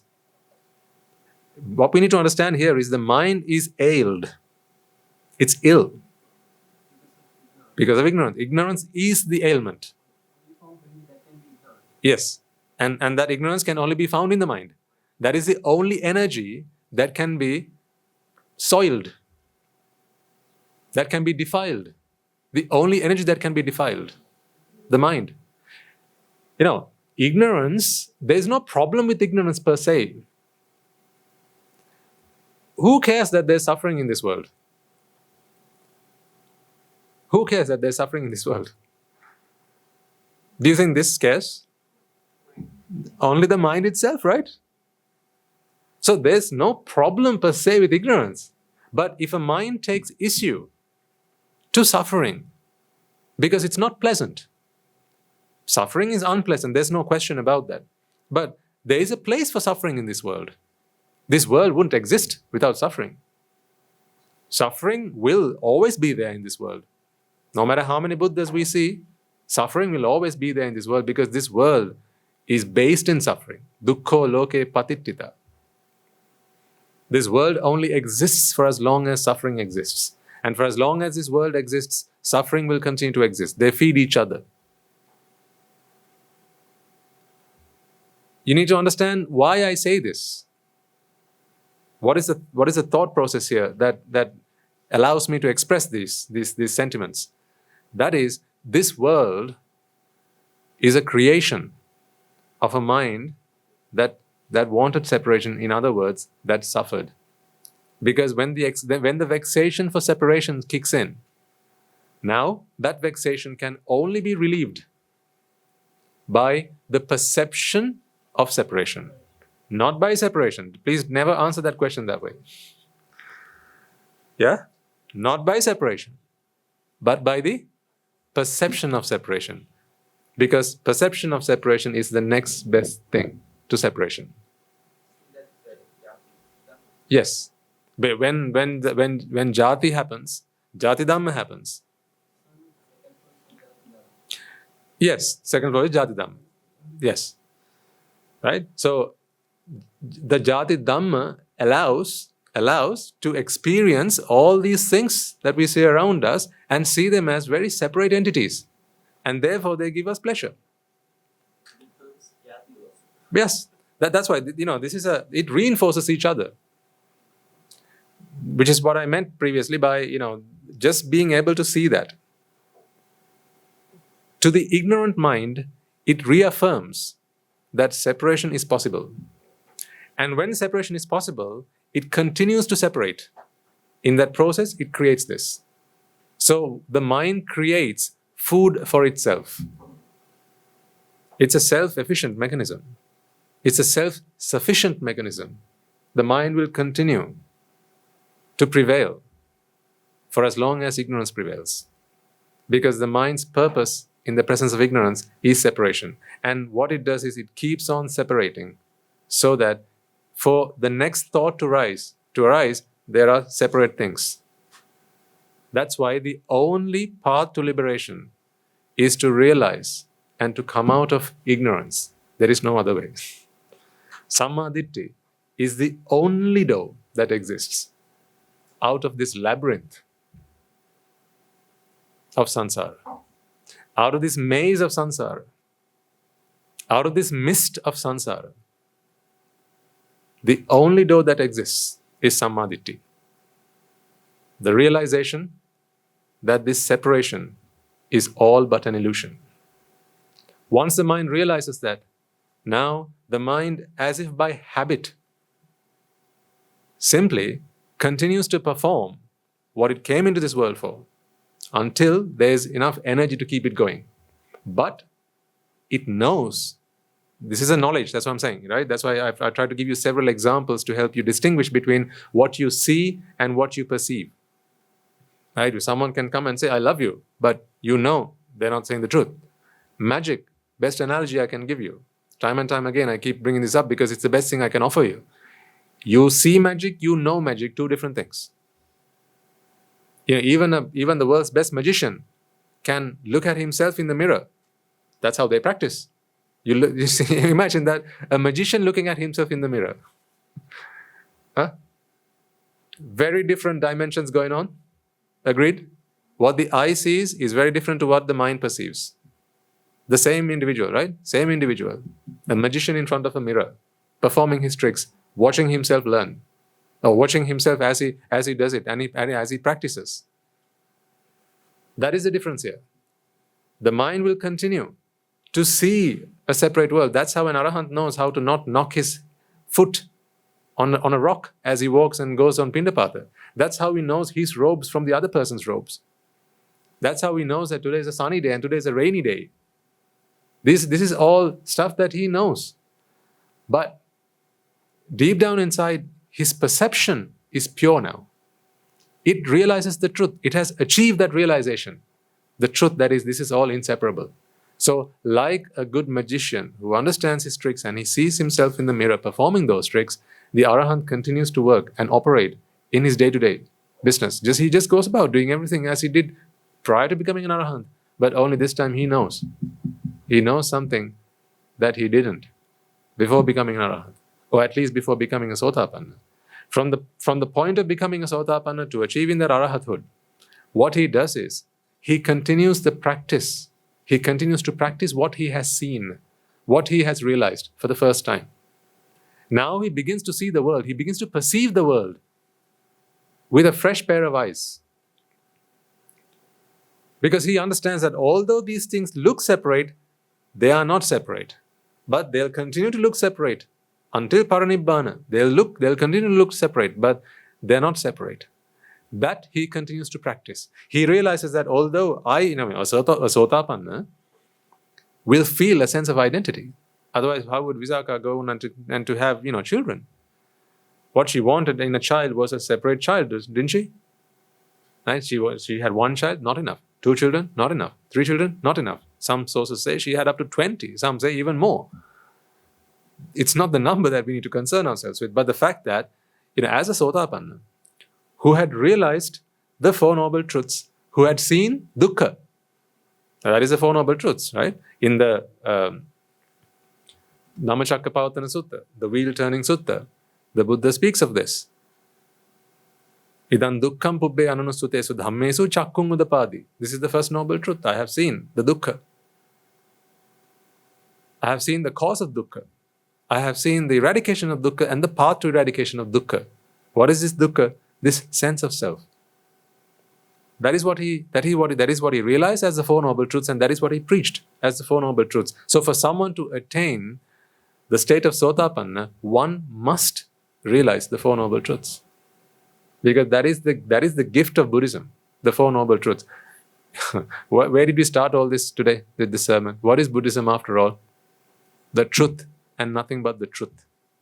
Scientists will teach you the truth about this pen. Okay? They'll teach you the truth about this eraser. They'll teach you the truth about this. They'll teach you the truth about all these things they see around you. What they cannot teach you is the truth about why you feel you are a separate individual to other people. That they can't teach you. Because that they don't see as a problem. They'll teach you in psychology about a self, about your perception of the self, but they'll never teach you that that is suffering. Will they? Why would they? They'll teach you how to handle situations. They'll teach you how to walk away when you see that there's a problem escalating.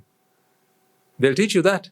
They'll teach you how to manage your emotions, but they can't teach you that what you experience as a self is a manifestation of suffering in itself.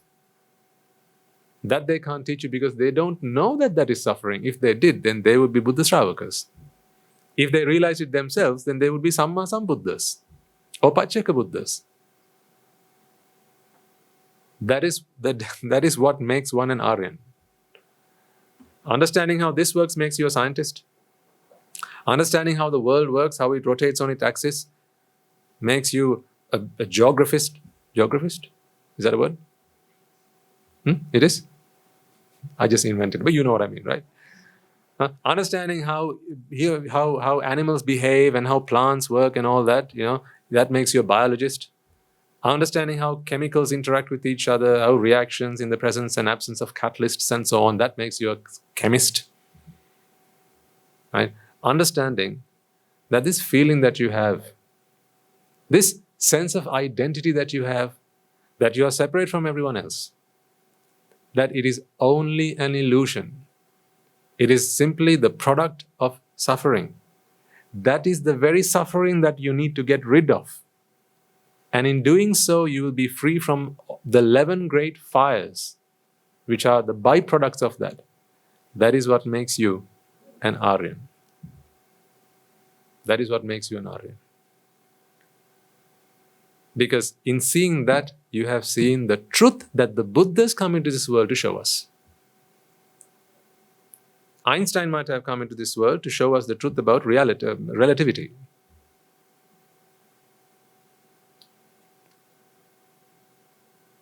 Right? Niels Bohr would have come into this world to teach us about the truth about atoms and so on. Various people come into this world to teach us about various truths that they can perceive, that they can grasp, and it is within their intellectual capacity to understand. But a Buddha comes into this world to teach us a special kind of truth. That truth is this sense of identity that you experience. This is an illusion. It is not true. Once you understand that, you realize, if this is an illusion, well, what's the problem? Like the bottle at the back of the room, I keep going on about this. What is the problem therefore? The problem therefore is, because of that, all the other problems crop up. You can't watch your son being beaten up, can you? As a mother. You can't watch your husband betraying on you, can you, as a wife? You can't see your daughter running away, eloping with another man, can you? You can't, because you're a mother. And she's your daughter. You have a sense of identity. I am so-and-so, and I am the mother. This is the daughter. Understanding of the Dhamma doesn't mean that you will not intervene and try and do what is right by that child, because you still have a duty to do. But it won't ruffle those feathers inside. It won't irritate you. It won't annoy you. It won't cause you distress. It won't vex you. It won't steal your night's sleep. Inside, cool as a cucumber and calm as a calm ocean. But on the outside, busy, busy, busy. Going about doing lots of things in social service, so service to humanity, preaching to the Devas, preaching to the Dhammas, preaching to the Brahmas. Busy, busy, busy. Doing lots of things. But inside, whatever will be, will be.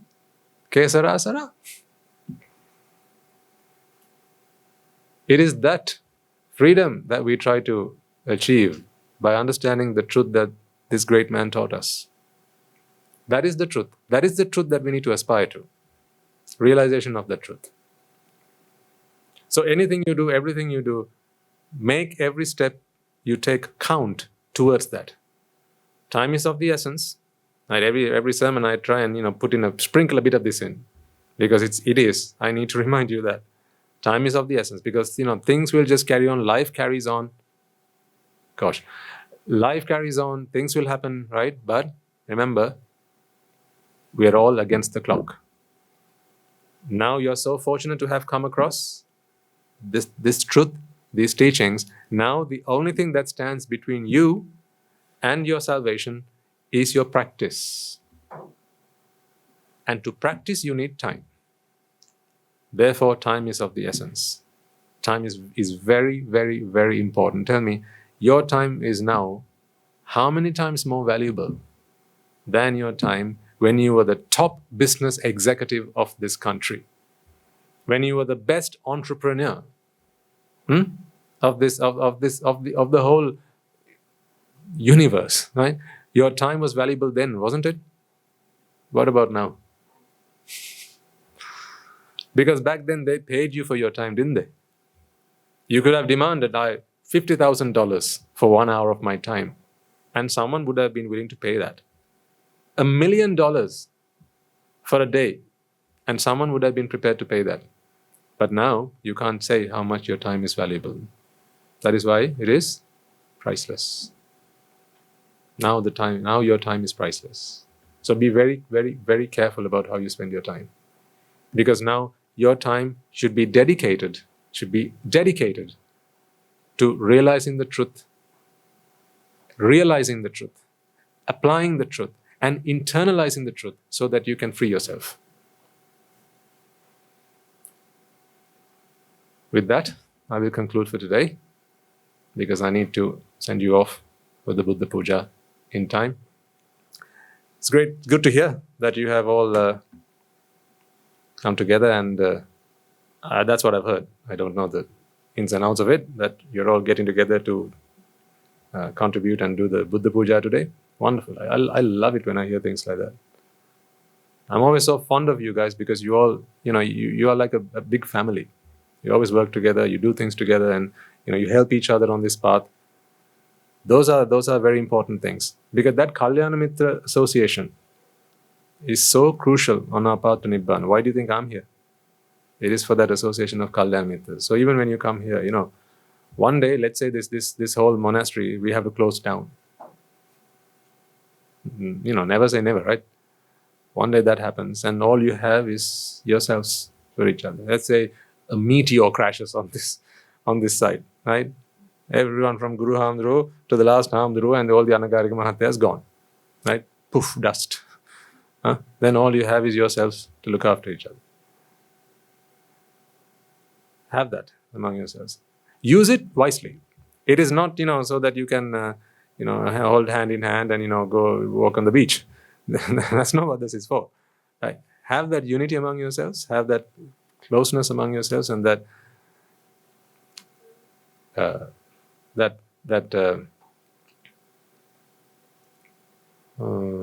what do you call lengatukam? Anyone? You'll come to me later. Have that lengatukam among yourselves. Among yourselves, so that it'll always be there as a support on your path to Nibbana. Big Bansa?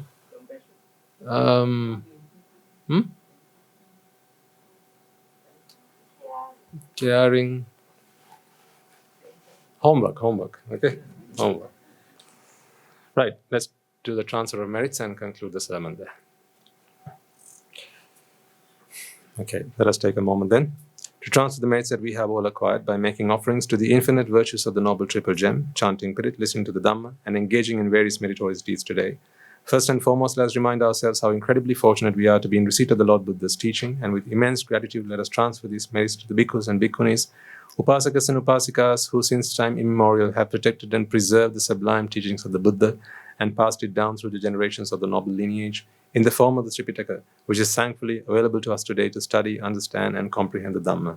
Let us also transfer the merits we have acquired to all members of the Mahasanga present throughout the world, including the chief prelates of all of the chapters who have dedicated their lives to the noble path and have committed themselves towards the betterment of all sentient beings. Let us not forget that among them are the monks and nuns resident in your local temples and nunneries who have always been by your side through thick and thin, come rain or shine. Let us transfer these merits to Guru Swamin Wahanse, as well as all the other teachers and monks resident at this monastery, as well as the Anagarikas and Anagarikas attached to the monastery. Let us take a moment to transfer these merits and express our gratitude to those who make great efforts to disseminate the teachings of the Buddha, be there by transliterating these sermons, sharing them out with others, or inviting others to join them, and may, through the power of these merits, if any of them have been born in the woeful plane, they redeem themselves and be born in the blissful plane. May, through the power of these merits, they abstain from the unmeritorious deeds, fulfill the meritorious deeds, fulfill the noble eightfold path, and attain the supreme bliss of Nibbana. Sadhu, sadhu, sadhu.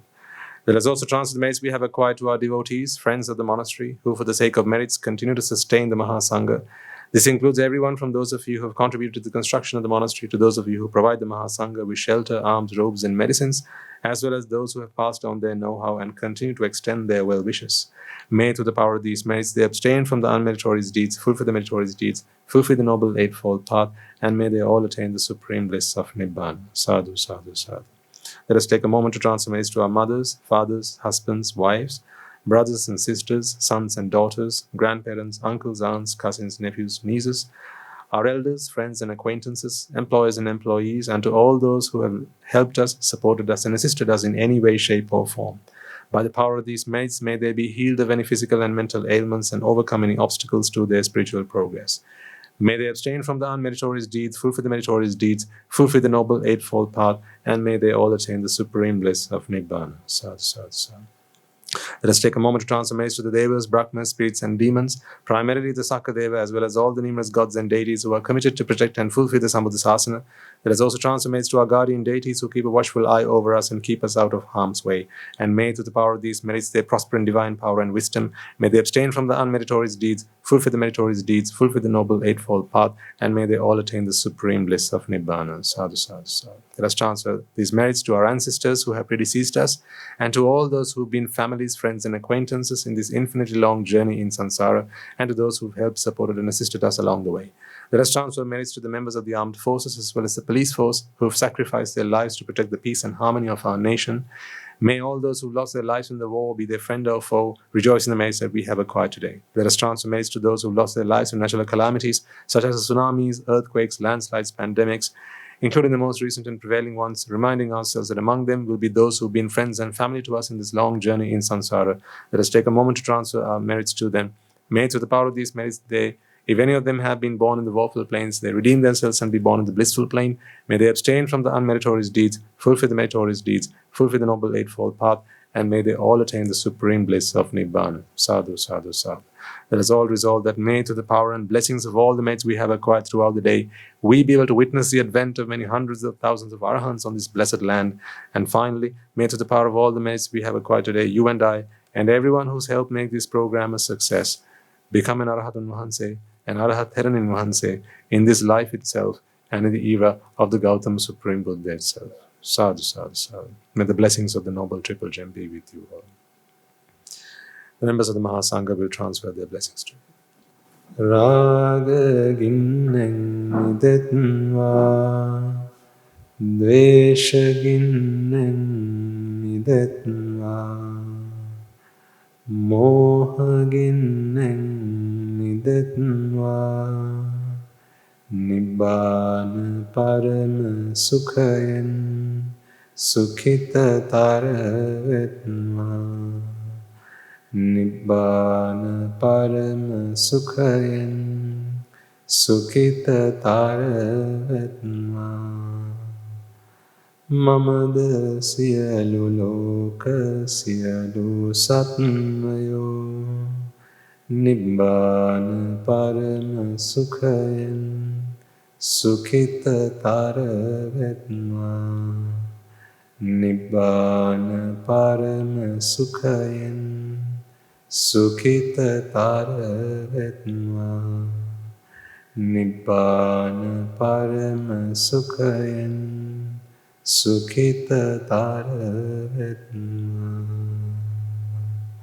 Raga Gini Niveva, Dvesha Gini Niveva,